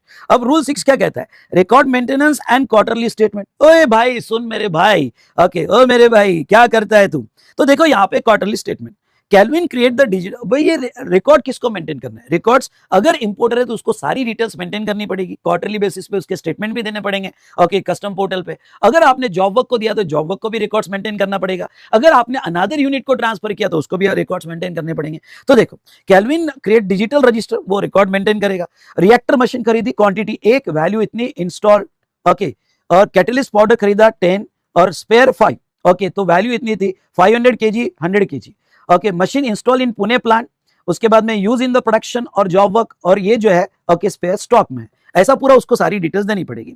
ओके जो भी कितना स्टॉक में, उसकी वैल्यू क्या है, उसके बाद में यूज ऑफ प्रोडक्शन क्या है। तो सर ये तो कैटलिस्ट पाउडर आपने 10 और 5 और ऊपर तो 30 लाख लिखा है, वो तो टोटल इंपोर्ट था, उसमें से यूज कितना हुआ उसकी वैल्यू, उसमें से स्पेयर कितना यूज हुआ उसकी वैल्यू। उसके बाद में फाइल क्वार्टरली स्टेटमेंट। अब देखो ये जो है यहाँ पे पहले मंथली था और ये अमेंडमेंट हुई, अब क्वार्टरली स्टेटमेंट आपको देना है। And what do you mean by quarter, तो कैलेंडर क्वार्टर, तो आपको क्वार्टरली स्टेटमेंट। तो आपने कब इंपोर्ट किया था, अगर आप देखते हो तो आपने इंपोर्ट किया था जनवरी में, ओके आपने इंपोर्ट किया था, बिल ऑफ एंट्री फाइल की थी, और बिल ऑफ एंट्री आपने कब फाइल की थी, बिल ऑफ एंट्री आपने 12 जनवरी को फाइल की थी। तो चलो, तो जो बिल ऑफ एंट्री आपने 12 जनवरी को फाइल किया था, तो क्वार्टर जनवरी, कैलेंडर क्वार्टर लेना है, जनवरी फरवरी मार्च, तो उसका क्वार्टरली स्टेटमेंट आपको जनवरी फरवरी मार्च का, ओके पूरा कितना कितना कैसे कैसे यूज कर रहे, कितने वैल्यू का यूज कर रहे, कितनी क्वांटिटी यूज कर रहे, ऐसा पूरा ओके स्टेटमेंट आपको देना पड़ेगा। और वो क्वार्टर होने के बाद अगले महीने की 10 तारीख तक देना पड़ेगा, 10 अप्रैल। Okay if short receipt occurs, okay they must inform instantly in IGCR2। Okay अगर कुछ क्वांटिटी कम आई, ओके कुछ क्वांटिटी कम आई या शॉर्ट रिसिप्ट आई, तो IGCR2 में कंप्लेंट फाइल करना पड़ेगा। चलो भाई साहब, तो आ जाते हैं हमारे नेक्स्ट रूल पे। ओके अब मैं थ्योरी पढ़ा देता हूँ रूल्स में, मजा आ रहा है, यस मजा आ रहा होगा तो MZ टाइप करो। ओके चलिए, अब रूल 6 क्या कहता है, रूल 6 कहता है importer shall maintain an account clearly indicate, accounts maintain करना पड़ेगा, quantity and value of goods imported. अब चलो मैंने तो यूज का बताया, पर आपको टोटल क्वांटिटी कितनी इंपोर्ट की, कितनी यूज की, थोड़ा डिटेल में मेंटेन करना पड़ेगा। Okay goods imported, quantity and date of receipt of goods imported in relevant premises, कौन से प्रीमाइसेस में आए, goods of such quantity of goods such consumed including quantity used domestically for manufacture, quantity exported if any and to fulfill intended purpose, and quantity of goods sent to an end use recipient। okay end use recipient मतलब कभी कभी क्या होता है कि यहाँ पे जो इंडिया के कोई रिसिपिएंट स्पेसिफाइड हो गया और उसको भेजना है तो उसको कितना भेजा, ये पूरा डिटेल में करना पड़ता है। मैंने तो शॉर्ट में बताया आपको, ओके कि भाई कितना इंपोर्ट हुआ, कितना रिसीव हुआ, शॉर्ट रिसीव हुआ तो आपकी कंप्लेंट जाएगी, कितना कंज्यूम हुआ, कितना भेजा, quantity of goods sent to job work, nature of job work carried out, वो डिटेल देनी पड़ेगी, quantity of goods received after job work से कितना मिला उसका record, quantity of goods re exported if any under rule 10, ये rule 10 में आगे मैं बताऊंगा कितना री एक्सपोर्ट किया, and quantity remaining stock according to the bill of entry, and shall produce the said accounts and when required shall produce the same account as and when required by SCO/DC। और SCO/DC आपको पूरा control करके रखेगा accounts. भाई साहब concession लेके आया है, ओके इतनी सारी डिटेल्स आपको देनी पड़ेगी, और ये सारी डिटेल्स देने के बाद पूरा कंट्रोल करेगा। यहाँ पे SCO/DC of custom having jurisdiction over the premises where the goods imported shall be put to use for manufacture of goods for rendering or output service। However, non-receipt or short receipt of imported goods in a relevant premises, importer shall intimate such receipt or short receipt immediately on common portal। अगर कम आई तो common portal पे intimate कर दो। Now second one, importer shall submit quarterly statement on the common portal in the prescribed form by 10th day of the following quarter। okay, अब वो उसको जो है ये सारी डिटेल का एक स्टेटमेंट बना के क्वार्टरली बेसिस पे, सुनना क्वार्टरली बेसिस पे अगले महीने के 10 तारीख तक दे देना पड़ेगा। Okay clear, very good. अब आ जाओ यहाँ पे रूल 7, अब आ जाओ बेटा रूल 7 पे। ओके अब rule 7, procedure for allowing imported goods, okay job work. अब अगर आप जॉब वर्कर को भेज रहे तो क्या होगा, तो चलिए केस स्टडी देखते हैं। नेक्स्ट कैल्विन भाई, ओ कैल्विन भाई इधर आ जाओ। नेक्स्ट स्टेप क्या होगा? ओके, रूल 7 के अंडर में तुझे क्या करना पड़ेगा? चलो प्रैक्टिकली देख लेते हैं। ओके 20 मई 2022 को ओके इसने जो है कैल्विन ने 50 kg of catalyst okay fine chemical lab Nashik को भेजा फॉर ग्रैन्यूल्स, भाई ग्रैन्यूल्स बनाने के लिए। हाँ, पर इसकी डिटेल मैंने पहले दे दी कि भाई मेरा नासिक का एक जॉब वर्कर है, फाइन केमिकल लैब्स है, और फाइन केमिकल लैब्स जो है ओके ये प्रोसेस करने वाला है। ये सारी डिटेल्स मैं पहले अपडेट कर चुका हूं। ओके तो मैंने यहाँ पे दे दिया। Okay goods move under tax invoice. अब ख्याल रहे रूल 7 क्या कहता है, जब आप जॉब वर्कर को भेजोगे तो टैक्स इनवॉइस के अंडर में भेजोगे। ओए हो, टैक्स इनवॉइस के अंडर में भेजोगे। ओके और उसका ईवे बिल, हाँ सुनना, ईवे बिल होगा तो वो ईवे बिल भी यहाँ पे जो है बनाओगे। अब देखो क्या होता है प्रैक्टिकली। ओके जॉब वर्कर को जो भेजा जाता है तो टैक्स इनवॉइस, उसका जीएसटी होगा तो जीएसटी कैलकुलेट करके पे करना पड़ेगा। ईवे बिल भी आपको बनाना पड़ेगा। ओके और ध्यान रखना ओके जब वापस आ जाएगा जॉब वर्क से तो तब क्रेडिट नोट चली जाएगी। यहां आपने जीएसटी का जॉब वर्क मत लेना। जीएसटी के जॉब वर्क की प्रोसेस अगर आपको याद होगी तो जीएसटी में हमने चालान बनाई थी। यहां चालान नहीं, यहां टैक्स इनवॉइस बनाना पड़ेगा, जीएसटी देना पड़ेगा, ईवे बिल भी बनाना पड़ेगा, और जब वापस आ जाएगा गुड्स तो हम क्रेडिट नोट भेज देंगे। ओके तो पे करके जाओ, क्रेडिट नोट के एडजस्टमेंट बाद में ले लो। उसके बाद में job worker record the receipt process. Okay waste कुछ होगा तो वेस्ट की डिटेल भी जॉब वर्कर यहाँ पे जो नासिक वाला जॉब वर्कर है वो डिटेल में देगा। फिनिश कैटलिस्ट रिटर्न, अब जो हमने भेजा उसको 50 kg ओके वो उसका प्रोसेस करके आ गया। ओके लॉ ये कहता है विदिन 1 ईयर, सुनना विदिन 1 ईयर वो आ जाना चाहिए। और यहाँ पे हाँ यस विदिन 1 ईयर यहाँ पे वो आ जाना चाहिए। पहले 6 मंथ्स था, अब ये ओके लास्ट टाइम अमेंडमेंट हुई थी और उसको 1 ईयर कर दिया। ओके तो कब भेजा था हमने? 20 में 22 में और 15 मई को आ गया, तो विदिन 1 ईयर में वापस आ जाना चाहिए। नहीं आया तो ऑफिसर आपके अगेंस्ट में एक्शन ले सकता है। और details capture monthly in monthly statement, और ये सारी जॉब वर्क की डिटेल्स मंथली बेसिस में मेंटेन होनी चाहिए। ओके ये कंप्लायंस आपको करना पड़ेगा। चलो थ्योरी पढ़ लेते हैं। ओके थ्योरी तो यहाँ पे मैं तो आपको कहूंगा एग्जाम में ये केस स्टडी पढ़ लेना, दैट्स इनफ। ये केस स्टडी पढ़ के जाओगे, इस पर ही आप पॉइंट्स बना लोगे। ये case study is the summary of the points what I explain. लेकिन okay before examination case study तो भी पढ़ के जाना अगर आपको टाइम नहीं मिला तो अब देखो वो क्या कहते हैं। यहाँ पे आ जाओ, ऊपर अगर हम जाए तो अब आते हैं यहाँ पे जॉब वर्कर। रूल 7 क्या कहता है, अगर इंपोर्टेड गुड्स आप जॉब वर्कर को भेज रहे हो तो देखो अब थोड़ा डिटेल में पढ़ लेते हैं। Importer shall maintain a record of goods send to job worker during the month and mention the same in quarterly statement.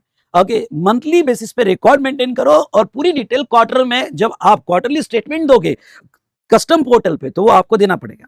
Importer shall send the goods to premises of job worker under invoice, tax invoice बनेगा, और wherever applicable e-way bill भी आपको बनाना पड़ेगा as पर GST act, mentioning the description and quantity of goods provided. Maximum period for which goods can be send to job worker shall be 1 year from the date of invoice. यानी जिस दिन आपने invoice या e-way bill बनाया होगा वहां से 1 year में ओके वहां से 1 ईयर में आपको ये गुड्स प्रोसेस करके लाना पड़ेगा।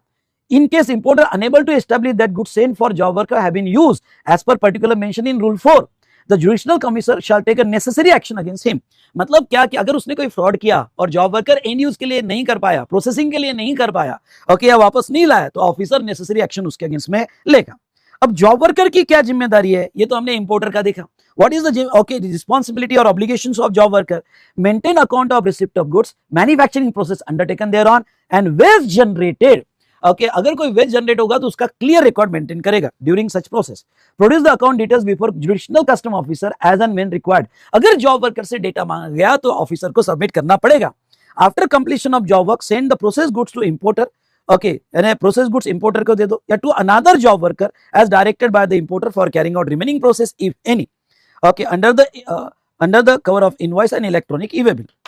ओके तो सिंगल प्रोसेस क्या है कि आप जो है आप जब जॉब वर्कर को भेजोगे तब वो इनवॉइस बनेगा, और जॉब वर्कर जब आपको गुड्स वापस करेगा तो वो इनवॉइस बना के भेजेगा। वो न्यूट्रल हो जाता है इफेक्ट। आप इनवॉइस दे रहे हो ओके तो जीएसटी लगा के दोगे और वो इनवॉइस देगा तो जीएसटी लगा के देगा, जिसका क्रेडिट आपको मिल जाएगा और आपके इनवॉइस का क्रेडिट जॉब वर्कर को मिल जाएगा। ओके तो सॉरी क्रेडिट नोट नहीं है, ओके क्रेडिट नोट नहीं है, इनवॉइसिंग चलता है। ओके शायद मैंने क्रेडिट नोट बताया आपको पर क्रेडिट नोट नहीं, इनवॉइसिंग चलता है। मैंने इनवॉइस उसको दे दिया, उसने इनवॉइस मेरे को दे दिया, मेरे इनवॉइस का क्रेडिट उसने ले लिया, फिर जब वापस आ जाएगा तो उसके इनवॉइस का क्रेडिट मैंने ले लिया, बात खत्म। ओके तो वो न्यूट्रल इफेक्ट हो जाता है। उसके बाद में अब हम देखेंगे रूल 8। रूल 8 क्या कहता है? Procedure for allowing imported goods for unit transfer. अगर आप अपने कोई यूनिट को ट्रांसफर कर रहे हो तो क्या प्रोसेस है? चलो केस स्टडी में आ जाते हैं भाई। ओके कैल्विन भाई रूल 8 का क्या कंप्लायंस करने वाला है तो देखो rule 8, Calvin transfer part of the imported spare, उसके पास कुछ स्पेयर्स पड़े थे, उसका कुछ part in Hyderabad unit for installation of similar machine, movement under invoice. Okay, अच्छा, तो अगर वो अपने यूनिट में कुछ मटेरियल भेज रहा होगा तो ये इनवॉइस के अंडर होना चाहिए, उसका भी ई वे बिल बनना चाहिए। Hyderabad unit maintain accounts and return unused 5 pieces later. Okay, अगर हैदराबाद यूनिट यूज कर रहा है और फिर वहां कुछ अनयूज रहे तो वो वापस आ जाना चाहिए। ओके, तो चलो यहाँ पे इसके रूल 8 की थ्योरी देख लेते हैं। अब रूल 8 क्या कहता है, यहाँ पे देखो, importer shall maintain the records of goods sent to unit transfer during the month and the mention the same in quarterly statement। कितने यूनिट भेजे, 20 स्पेयर्स भेजे, तो उसका डिटेल्स उसने रखना चाहिए। importer shall send the goods under invoice wherever applicable and e-way under CGST Act mentioning the description and quantity of the goods। Now next, importer shall in relation to transfer of goods to another unit maintain the account of receipt of goods, यानी ये another unit जो है maintain the account of receipt of goods, manufacturing process undertaken there on and waste generated, कुछ नहीं, job work जैसा, बिल्कुल duplicate job work जैसा है। दूसरा, produce the account details before judicial officer. और third, after completion of said process the same process goods back to premises of importer where goods are received और to job worker carrying out the remaining process. Okay, under invoice and e-way bill, exact job worker का copy है। अगर आपने job work की process यहाँ पे देखी तो थोड़ा बहुत चेंज करके वो जब आप अनदर यूनिट को ट्रांसफर करोगे तो ये प्रोसेस सेम है।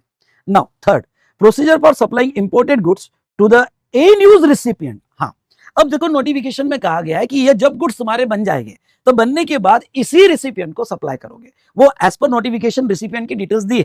तो अगर उस रिसिपिएंट को आप सप्लाई करोगे, कोई बड़ी इंडस्ट्री है, ओके, अदानी की अंबानी की इंडस्ट्री है भाई, वो भी एक्सपोर्ट करती है, वो भी बड़ा काम करती है और उनको ही आपको देना है, ओके, नाम क्लियर बोला है, तो उसका भी डिटेल्स आपको मेंटेन करना पड़ेगा। ओके, तो कैल्विन भाई रूल 9 में तू कुछ कर रहा है क्या, कैल्विन भाई को देख लेते। ओके, तो रूल 9 में supply and use recipient, Kelvin supplies 100 kgs of import catalyst to Medtech Biotech Limited under the notification benefit। हाँ, तो एक Medtech Biotech Limited थे, उसको आप सप्लाई कर लो, जिसका सेम एंड यूज है, जो एक्सपोर्ट ड्रग्स वगैरह बनाता है, उसको आप दे रहे हो। तो Medtech maintain own IGCR register. अब Medtech जो है, अगर वो ऐसे गुड्स ले रहा है जो कंसेशन में है, तो उसको अपना खुद IGCR रजिस्टर बनाना पड़ेगा और सारी प्रोडक्शन डिटेल्स उसको प्रोवाइड करनी पड़ेगी। ओके, तो चलिए रूल 9 में प्रोसेस क्या है तो वो भी हम देख लेते हैं। ओके, प्रोसेस यहाँ पे रूल 9 में आ जाओ। Importer shall maintain the records of goods supplied, जो गुड्स आपने सप्लाइड, हो सकता है फिनिश गुड्स आपने सप्लाइड किया, जो कैटलिस्ट आपने बनाए, प्रोसेस करके लाए, या हो सकता है इंपोर्टेड मटेरियल, तो जो भी गुड्स सप्लाई किया आपने। एंड यूज रिसिपिएंट, अब ये जॉब वर्कर नहीं है, ये आपका यूनिट नहीं है, ये आप रिसिपिएंट को दे रहे हो, तो okay, recipient during the month and mention the same in quarterly statement. दूसरा, importer shall send the goods under invoice wherever applicable, okay, under invoice और वेरेवर एप्लीकेबल ई-वे बिल उसको बनाना पड़ेगा एज पर IGST एक्ट। उसके बाद में in case of supply of replenishment और export against supply, the end use recipient shall, मतलब क्या, ओके, ये हमने जो सप्लाई किया, ये सप्लाई आगे एक्सपोर्ट होने वाला है, उसके लिए किया होगा, तो जो हमारा ओके नेक्स्ट बंदा है उसको क्या, सारी गुड्स की डिटेल, उसकी मैन्युफैक्चरिंग प्रोसेस की डिटेल देनी पड़ेगी। Produce account to judicial commissioner और produce relevant details of importer for fulfilment of benefit and other notifications. Okay, तो ये जो है उसको सारी डिटेल्स देनी पड़ेगी। अब आ जाओ जिसके ऊपर कंटिन्यूअस सवाल पूछा जाता है, और ओके 2 बार सवाल इसी रूल पे पूछा गया। अभी तक तो मैंने आपको प्रोसीजर बताई, पर रूल 10 ओके, इस पे यहाँ पे देखो, सीए फाइनल नवंबर 22 एग्जाम में सवाल पूछा गया, सितंबर के आरटीपी में सवाल है, ओके, और ये अभी रिसेंट कोई एग्जाम में भी इसके ऊपर सवाल पूछा गया था। रूल 10 क्या कहता है, पहले कैल्विन की केस स्टडी देख लेते हैं, रूल 10 क्या कहता है, फिर हम ये थ्योरी पढ़ेंगे। ओ कैल्विन भाई, रूल 10 क्या करने वाला है, री एक्सपोर्ट ऑफ गुड्स और क्लियरेंस ऑफ अनयूज्ड गुड्स। अब देखो यहां पे अगर कोई तुमने इनपुट लाया होगा, मशीन नहीं, इनपुट लाया होगा एंड यूज के लिए, तो ठीक है, आप अपने एंड यूज के लिए कर रहे हो, समझ लो कैटलिस्ट है, कोई मटेरियल लाया कैटलिस्ट और वो डिफेक्टिव है, ओके, आई रिपीट, वो डिफेक्टिव है, तो डिफेक्टिव है, सिनारियो में ले रहे हैं, ओके, तो डिफेक्टिव हो गया तो उसकी क्या प्रोसीजर है, या फिर ओके कुछ स्टॉक बच गया, ओके, इंपोर्टेड गुड्स यहां लिख देना, इंपोर्टेड गुड्स आपका क्लियरेंस फॉर होम कंजम्पशन है, अब कुछ 50 केजी बच गया आपका, अगर 50 केजी बच गया और आप होम कंजम्पशन के लिए क्लियर करना चाहते हैं तो व्हाट इज द प्रोसीजर, मतलब क्या, आपने जो इंपोर्टेड मटेरियल लाया अंडर कंसेशन, वो इंपोर्टेड मटेरियल जो आपने लाया है, वो इंपोर्टेड मटेरियल डिफेक्टिव निकल गया तो उसका क्या करें, क्योंकि वो यूज नहीं हो सकता एंड यूज के लिए, या कुछ स्टॉक बच गया तो उसका क्या करें। ओके, तो गवर्नमेंट क्या कहती है, देखो एक आपके पास ऑप्शन है उसको री एक्सपोर्ट कर दो, मतलब जिससे लाया उसको वापस कर दो। Let's take example 50 kg of catalyst found defective in testing, तो Calvin re export it to Germany on 15th of March 2025। हाँ, जर्मनी मतलब जिससे लाया उसको री एक्सपोर्ट कर दो, शायद जर्मनी से आया होगा, तो जर्मनी से आया होगा तो उसको री एक्सपोर्ट कर दो, और इसका टाइम है विद इन 1 ईयर। हाँ, ध्यान रखना, विद इन 1 ईयर आप ये री एक्सपोर्ट कर देना, और एक्सटेंशन कमिश्नर दे सकता है for further 3 months on sufficient cause. यहाँ कॉज नहीं, सफिशिएंट कॉज कर दो, यहाँ करेक्शन कर लो, करेक्टेड होगा तो कोई प्रॉब्लम नहीं आपके नोट्स में, या करेक्शन कर लो, सफिशिएंट कॉज जो है वो री एक्सपोर्ट कर देगा।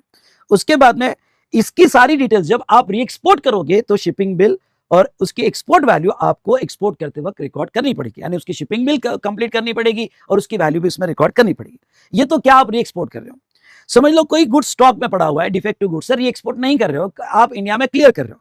अगर इंडिया में क्लियर कर रहे हो, ओके, डिफेक्टिव है या कोई आपका स्टॉक बचा हुआ है, डिफेक्टिव है या आपका कोई स्टॉक बचा हुआ है, तो आपको उसका पेमेंट खुद होके करना पड़ेगा। तो वो गुड्स पे, कैटलिस्ट पे जो ड्यूटी होगी, कस्टम ड्यूटी, बीसीडी, वो देना पड़ेगा, प्लस उसका इंटरेस्ट भी आपको 15% पर एनम। कितना इंटरेस्ट बेटा? 15% पर एनम से आपको इंटरेस्ट भी ओके देना पड़ेगा। आई होप आपको ये पॉइंट समझा होगा तो बोलो यस सर।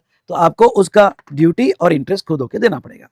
अब भाई कैल्विन तेरा कैपिटल गुड्स, तूने कैपिटल गुड्स लाई थी, मशीन लाई थी, अब देखो तो यहाँ पे जो है तूने एंड यूज कंप्लीट कर दिया, अब कैपिटल गुड्स तो बच गया तेरे फैक्ट्री में।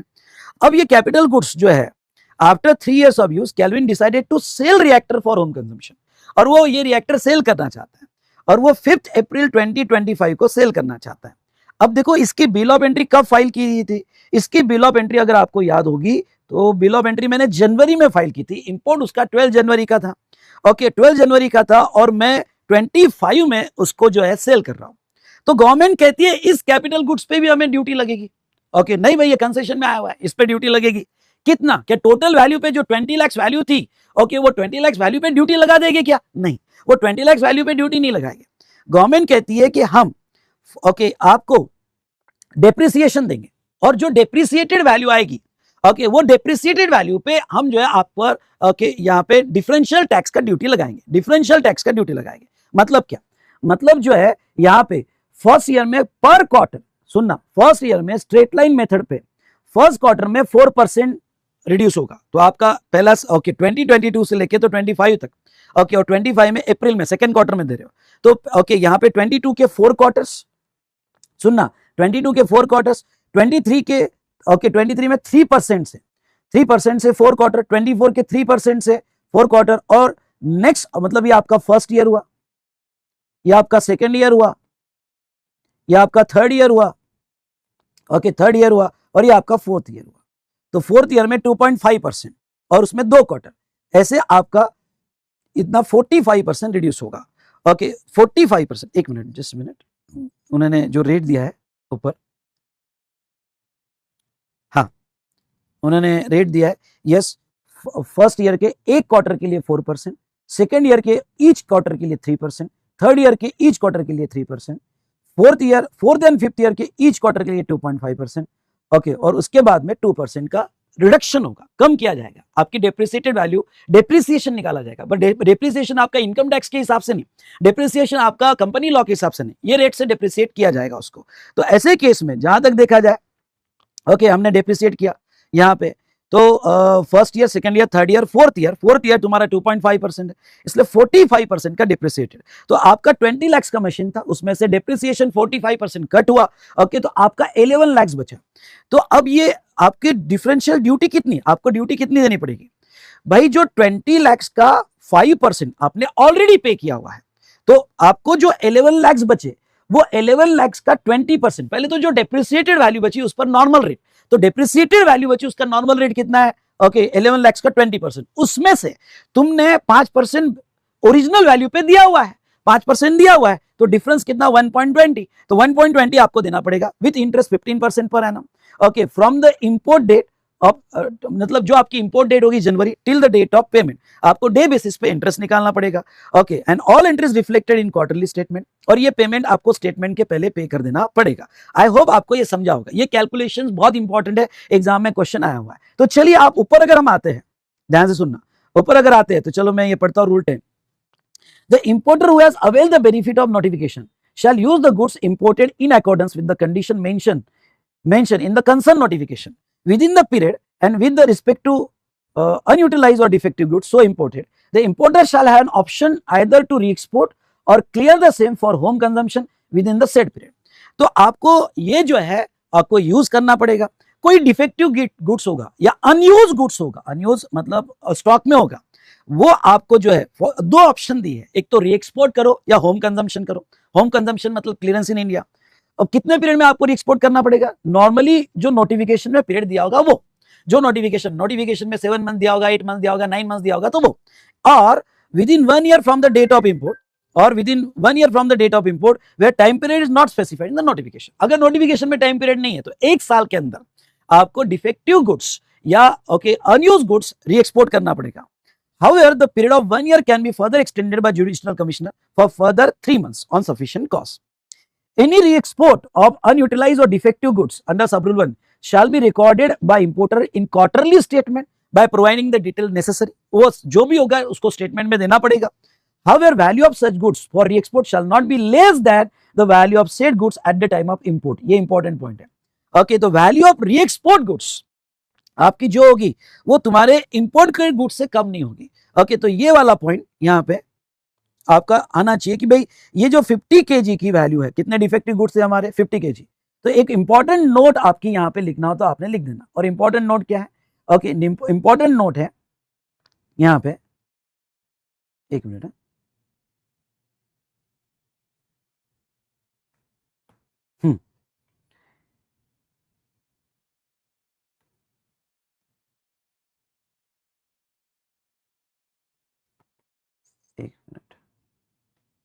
एक इंपॉर्टेंट नोट जो है आप यहां लिख देना. और नोट क्या रहेगी? नोट 50 kg कैटलिस्ट जो रहेगा, 50 kg कैटलिस्ट जो रहेगा, तो इसकी value of re-export should not be less than. Okay, wordings क्या है कि वैल्यू ऑफ रीएक्सपोर्ट, देखो यहां पे देखो, value of such goods exported shell not be less then the value of said goods at the time of import. मतलब ज्यादा ही होनी चाहिए. Okay, more than value at the time of import, at the time of import, उससे ज्यादा ही होनी चाहिए. Okay, तो ये हमने देखा ऊपर रूल्स में. उसके बाद में नीचे आपने हमारे एग्जाम्पल में लिख दिया होगा. उसके बाद में importer who intended to clear unutilized और defective goods for home consumption shall have an option of voluntary payment of applicable duty along with interest on common portal, and the particulars of such clearance and duty payment shall be recorded by importer in quarterly statement. Okay, तो उसका duty payment और जो interest होगा वो देना पड़ेगा. Capital goods का क्या होगा? कैपिटल गुड्स में आपको कितना देना पड़ेगा? Importer shall have an option to clear the capital goods imported after having been used for specified purpose on payment of duty equals to difference between duty leviable on such goods but for exemption availed and the goods already paid. जो duty leviable है on depreciated value, okay, minus जो आपने original value पर 5% दे दिया था, okay, वो देना पड़ेगा. Okay, at the time of importation along with the interest the rate fix by notification under 28 on the depreciated value. आपको स्ट्रेट लाइन मेथड से डेप्रिसिएशन कैसे करोगे? For each quarter of first year के 4 quarter होते हैं, तो for each quarter of first year 4 into 4%. Okay, तो पहले साल का 4% आप, ओके, यानी 16% रिड्यूस होगा. दूसरे क्वार्टर में आप डेप्रिसिएशन कैसा लोगे? ईच क्वार्टर के लिए 3%, यानी 4 into 3%. ओके, थर्ड ईयर में आप 3% ही लोगे, यानी 4 into 3%. और हमारे एग्जांपल में कैल्विन के केस में, ओके, जो फोर्थ ईयर होगा, फोर्थ ईयर में 2 ही क्वार्टर हुए थे, तो 2 क्वार्टर इंटू 2.5%. ओके, तो उतना कम हो जाएगा. और आगे होगा तो अकॉर्डिंगली आपको देखना पड़ेगा. तो ये डेप्रिसिएशन डिडक्ट करने के बाद जो वैल्यू आएगी वो लेना पड़ेगा. Explanation for the purpose of computing rate of depreciation under this rule for any particular quarter a full quarter shall be taken into consideration. Part भी होगा, एक दिन भी एक्स्ट्रा होगा तो फुल क्वार्टर आपको लेना पड़ेगा. The depreciation shall be allot from the date when capital goods imported have come to use for the purpose of let down in notification up to the date of clearance. Depreciation कहां से लेना? तो depreciation आपने, okay, ख्याल रखना कि जिस दिन आपने, okay, capital goods imported have come to use for the purpose let down, जिस दिन आपने यूज किया, ओके, तब से डेप्रिसिएशन लो. ओके, तब से आप क्वार्टर कैलकुलेट करोगे। हमारे केल्विन के केस में हम एज्यूम करते हैं कि बिल ऑफ एंट्री जिस दिन फाइल की उसी दिन यूज किया, बिल ऑफ एंट्री जिस दिन फाइल की उसी दिन यूज किया। अगर हम एज्यूम करें तो यहाँ पे आपको अकॉर्डिंगली डेप्रिसिएशन कैलकुलेट करना पड़ेगा। ओके, ये इंपॉर्टेंट लाइन है स्टार्ट करना, ठीक है, डेट ऑफ यूज से होगा। तो ऐसे केस में क्वार्टरली स्टेटमेंट में डिटेल देना पड़ेगा। जो एग्जाम में क्वेश्चन आया था वो देखो क्या आया था। एग्जाम में आया था, mister x a chemical manufacturer import machine from Germany on 12th of January. कब जनवरी इंपोर्ट किया? जनवरी 2022 से। ओके, तो 12th ऑफ जनवरी 2022 में इंपोर्ट किया 20 लाख का। Mister X eligible for concessional rate of custom duty on capital goods imported subject to condition he follow the custom imported goods concessional rate of duty rules, ठीक है। Machinery was put to use on 1 February, तो फिर आपको 1 फरवरी लेना है। कब use की गई वो इंपॉर्टेंट है। ओके, तो कब यूज की गई? 1 फरवरी को, नॉट द 12 जनवरी। जब यूज किया गया वो केल्विन के केस में, ओके, अगर आप जनवरी लेना चाहते हो तो जनवरी लो, फरवरी लेना चाहते हो तो फरवरी लो, जो भी आपको डेट लेनी है ले सकते हो। On 5th April 2025 mister X want to clear machine for home consumption after having used the machine for specified purpose. वो मशीन उसने स्पेसिफाइड पर्पस के लिए यूज की, okay, for which it was imported. Mister X require your help for calculating custom duty is liable to pay under rule 10। Okay, तो चलो आप बता दो कि कस्टम ड्यूटी कितना आएगा। तो अगर आप देखते हो यहाँ पे कस्टम ड्यूटी 5% कंसेशनल रेट थे, नॉर्मल रेट 20% थे, तो बेटा और 5th अप्रैल तक यहाँ पे क्लियर किया गया। तो ये जो है ओके 22 में यूज की गई थी, 22 से 23, 23 से 24, 24 से 25। ओके, तो यहाँ पे 22 के 4 क्वार्टर, 4 कैलेंडर क्वार्टर, 22 के 4 कैलेंडर क्वार्टर, क्योंकि पार्ट ऑफ द क्वार्टर पूरा लिया जाएगा। फरवरी में यूज की, फरवरी में यूज की तो पहला क्वार्टर जनवरी, फरवरी, मार्च, तो दिसंबर में 4 क्वार्टर खत्म हो जाएंगे। 23 के ओके पूरा कैलेंडर क्वार्टर लेना, तो पहला साल आपका दिसंबर 22 में खत्म हो जाएगा, क्योंकि फरवरी में आई तो पहला ओके 4 क्वार्टर पूरे आ जाएंगे। दूसरे 23 के 4 क्वार्टर्स, 24 के 4 क्वार्टर्स और 25 का पहला ओके क्वार्टर, और अप्रैल में दिया तो दूसरा quarter, part of the quarter पूरा होगा। 45% वो केल्विन जैसा ही केस है बेटा। ओके, अकॉर्डिंगली आपको कैलकुलेट करके 1,20,000 का यहाँ पे 1,20,000 का पेमेंट करना है। चलो एक और क्वेश्चन जो आरटीपी सितंबर 25 में कवर्ड है, ओके, मैं वो लेना चाहूंगा। Suhasi electronics private limited an importer who avail the benefit of notification imported on raw material for manufacturing LED panel, LED panel के लिए वो बेनिफिट लेना चाहता है। नो कंडीशन और time period has been specified in the notification in relation to re export of unutilised और defected goods. नहीं दिया है तो फिर 1 साल, extendable 3 years। So imported the goods were imported on 10th of February। Goods कब import किया? 10th of February को इंपोर्ट किया। However, small portion of goods received were found to be defective and remains unutilized due to production shift in a company. Suhasi Electronics approach you to obtain advice for dealing with defective and unutilized goods. On the basis of provision of customs, import of goods at concessional rate of duty for specified purpose rule 2022 amended, you are required to discuss whether Suhasi Electronics can re-export these unutilized defective goods. क्या वो re-export कर सकता है? हाँ, कर सकता है। Okay, if yes, what is the maximum time period? 1 year। क्या वो एक्सटेंशन मिल सकता है क्या? यस, 3 एक्सटेंशन मिल सकता है, तो उसका मैक्सिमम टाइम पीरियड है ओके विद इन 1 year। सो आप कैसा लिखोगे? आप लिखोगे कि जो टाइम पीरियड स्पेसिफाइड होगा नोटिफिकेशन में, नहीं होगा तो 1 year, ओके, और उसको एक्सटेंशन 3 months आपको मिल सकता है। ओके, तो उतने टाइम पीरियड में तो वो re-export can be made up to 19 फरवरी 25। 24 में उसने इंपोर्ट किया था। ओके, तो 1 year, okay 1 year from the date of import, सुनना 1 year from the date of import आपको लेना है। ओके, तो और एक्सटेंशन 3 months, तो वो यहाँ पे एक्सटेंडेबल पीरियड भी उसको मिल सकता है और वो रीएक्सपोर्ट कर सकता है। What are the condition applicable in case of reexport of goods? Reexport of goods के केस में कंडीशन क्या है? रीएक्सपोर्ट ऑफ अनयूटिलाइज्ड और defective goods shall be recorded by the importer in quarterly statement. Okay, and value जो है वो import value से कम नहीं होनी चाहिए। बहुत सिंपल था क्वेश्चन। तीसरा, if Suhasi electronic chooses to clear the goods for home consumption, explain the procedure the same. Procedure क्या होगी? तो क्या वो वॉलंटरी पेमेंट, उसको जिसकी ड्यूटी होगी, ओके, ड्यूटी और इंटरेस्ट का वॉलंटरी पेमेंट करना पड़ेगा और क्वार्टरली स्टेटमेंट में उसकी डिटेल्स देनी पड़ेगी। सिंपल था, सिंपल था तो बोलो done done done done. Okay, simple था तो बोलो डन डन डन डन। और उसके बाद में यहाँ पे आ जाओ rule 8। Rule 8 recovery of duty in certain cases. अब रूल 8 क्या है? रूल 8 सिंपल है कि अगर आपने एंड यूज के लिए यूज नहीं किया तो आपसे अमाउंट रिकवर किया जाएगा, एसी और डीसी आपके अगेंस्ट में एक्शन लेगा। अमाउंट रिकवर किया जाएगा, जितना अमाउंट पेबल होगा, मतलब नॉर्मल ड्यूटी से जितना ड्यूटी आता है -5% आपने जो पे किया वो रिकवर किया जाएगा अलॉन्ग विथ इंटरेस्ट, और interest from the date of exemption till the date of payment, यानी जब आपको एग्जम्पशन मिला 5% का till the date of payment interest आएगा। और अदर नोटिफिकेशन हो गए तो जो बॉन्ड के वक्त हमने देखा वही है आपकी assessable value, amount equals to assessable value of goods being imported. Okay, यहां पे सॉरी ओके, वो क्या कहते हैं देखो, in the event of failure on the part of importer to comply with the above mention condition और on payment और refund is not paid, short paid, ACDT shall take the action invoking the bond, initiate recovery proceeding amount as under. तो वो उसकी जो accessible value का bond होगा उस bond से वो रिकवरी करेगा और आपके ऊपर रिस्पेक्टिव पेनल्टी भी आएगी। तो ये जो था बेटा, हमने यहाँ पे ये रूल्स देखे रिगार्डिंग टू यहाँ yes concessional rate of duty. मैंने पूरा एक बार केस स्टडी लेके ये पढ़ा दिया है। अगर अब इसके ऊपर क्वेश्चन आता है तो मार्क्स मत छोड़ना, और आपको अच्छा लगा होगा तो लाइक करिए, कमेंट कीजिए, done done done done. Okay, ये हमने कस्टम्स में देख लिया। उसके बाद में नेक्स्ट कॉम्प्रिहेंसिव केस स्टडी भी हमने ले लिया।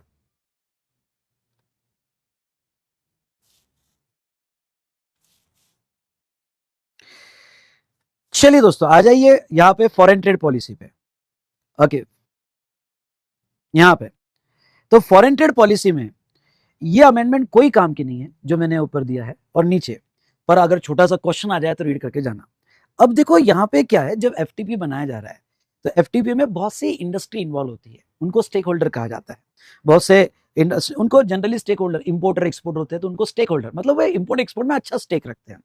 तो अब गवर्नमेंट ने क्या किया, यहाँ पे बीजेपी गवर्नमेंट ने यहाँ पे एक अच्छा एफटीपी का बेस रखा, और बेस ये रखा कि भाई अब अगर एफटीपी की कोई भी पॉलिसी डिसाइड हो रही है तो स्टेक होल्डर को इन्वॉल्व किया जाएगा और उनका कंसल्टेशन लिया जाएगा।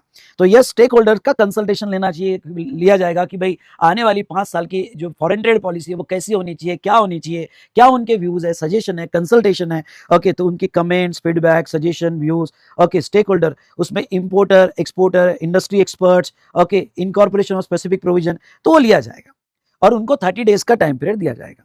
लेकिन जो भी वो व्यूज देंगे, सजेशन देंगे, कमेंट्स या फीडबैक दोगे, गवर्नमेंट पे ये कहीं पे भी ऑब्लिगेशन नहीं रहेगा या बाइंडिंग नहीं रहेगा कि उनके सजेशन यहाँ पे कंसीडर ही किए जाएंगे। सजेशन लिए जा सकते हैं पर गवर्नमेंट जो है बाइंड नहीं रहेगा कि भाई अगर एफटीपी में उनके सजेशन इनकॉर्पोरेट नहीं किए तो the central government may to the extent of possible and if deemed reasonable do so provide the relevant stakeholder including importer, exporter, industry expert reason of not considering their view। अब उसके reason वो provide करेंगे कि भाई तुम्हारे हमने view consider क्यों नहीं किए, why formulating the FTP. However, central government is not obliged or mandated to disclose the reason of non incorporating the view etc। Okay, उसके किसी भी तरह के रीजन वो नहीं देगी जो नीचे रीजंस दी है। पढ़ के चले जाना, आया तो ठीक, ठीक है। हाँ, लेकिन एक जो इंपॉर्टेंट अमेंडमेंट्स एफटीपी में हुई हैं, ओके, ये अमेंडमेंट बेटा जो है रोड टेप स्कीम, जो रोड टेप स्कीम है, benefit will be available for export product, export product को जो रोड टेप स्कीम दी है, manufacture from advance authorization unit SEZ और EOU with effect from 1 June 1 June 2025 से। जिसके पास एडवांस ऑथराइजेशन है, एसईजेड है या ईओयू है, ये RoDTEP scheme in addition to other scheme ले सकते हैं। इनको रोड टेप स्कीम दे दी है। और दूसरा, support under road tape scheme for export product manufactured by DTA domestic units is available till 30 सितंबर 25। मतलब क्या, अब ये जो डोमेस्टिक मैन्युफैक्चरर है इनको रोड टेप स्कीम अब ओके सितंबर 25 तक ही मिलेगी, उसके बाद नहीं मिलेगी। तो एक के लिए दरवाजा खोल दिया, किसके लिए, जिसके पास एडवांस ऑथराइजेशन है, एसईजेड है, ईओयू, उनको रोड टेप स्कीम अब 1 जून से मिलने लगेगी, और डोमेस्टिक वालों को दरवाजा क्लोज कर दिया, उनको रोड टेप स्कीम नहीं मिलेगी। ओके, तो ये था रिगार्डिंग टू हमारी कस्टम्स की अमेंडमेंट्स। ओके, कस्टम्स की अमेंडमेंट। तो चलो दोस्तों, यहां पे ये हमने अमेंडमेंट्स देखी रिगार्डिंग टू कस्टम्स। चलिए दोस्तों, तो इस तरह से हमने अमेंडमेंट्स को खत्म किया। चलो, आई होप आज का सेशन आपको बहुत अच्छा लगा होगा, और अच्छा लगा होगा तो लाइक जरूर कीजिएगा, कमेंट दीजिएगा और ज्यादा से ज्यादा शेयर कीजिएगा। तो आपको डिस्क्रिप्शन में अमेंडमेंट की प्लेलिस्ट मिल जाएगी। ओके, तो अमेंडमेंट की प्लेलिस्ट में अमेंडमेंट ओके पार्ट 1 और पार्ट 2 ये दोनों अमेंडमेंट जो है ओके मैं कवर कर रहा हूँ। चलिए दोस्तों, अच्छी पढ़ाई करो। अब आपके पास 70-80 डेज है, अच्छा प्लान बनाओ। मैंने स्टडी प्लानर ऑलरेडी डाल दिया था आपका, मैं क्या क्या कवर करने वाला हूँ मैंने ये बता दिया था। मेरा यहाँ पे रिवीजन सेशंस आ ही रहे हैं। थिंक जीएसटी, थिंक विशाल सर यूट्यूब चैनल आपने ज्वाइन करना। ओके, जो जो चैप्टर ऐसा लगता है कि आपने रिवाइज कर लेना चाहिए वो चैप्टर रिवाइज कर लेना। ओके, तभी मैं अब जितने भी दिन बचे हैं दिवाली के बाद उसका कोशिश करूँगा कि आपको और अच्छे से प्लानर बना के दूँ। पर एक प्लानर मैंने स्टडी प्लान आपका डाल दिया था और मैंने कहा था कि कितने दिन में कौन-सी चीज़ें हो जानी चाहिए। आपने नहीं देखा होगा तो आप थिंक जीएसटी थिंक विशाल सर का देखिएगा। बस दोस्तों मैं ये कहूँगा कि यहाँ पे 70-80 डेज़ अच्छी मेहनत कर लो। ओके, आपने जो पिछले 3 साल से मेहनत की है फाउंडेशन, इंटर, फाइनल में, अब उसको एक फाइनल टच आपको देना है। ओके, ये 2 महीने बहुत सारे चैलेंजेस आपके सामने आएँगे। ऐसा लगेगा कि यार पढ़ते-पढ़ते बोर हो गए या फिर ऐसा लगेगा कि बस पढ़ने में ही लाइफ़ जा रही है। क्यों? क्योंकि जब प्रेशर आपके ऊपर हावी हो जाता है तब आपके दिमाग में ऐसा उसे छूटने का थॉट बहुत आता है। लेकिन मैं कहूँगा बस ये 2 ढाई महीने का डिसिप्लिन, आपका हार्ड वर्क और आपकी फ़ोकस स्टडी आपका आने वाला फ्यूचर बदल सकती है। तो अच्छे से पढ़ना। All the best.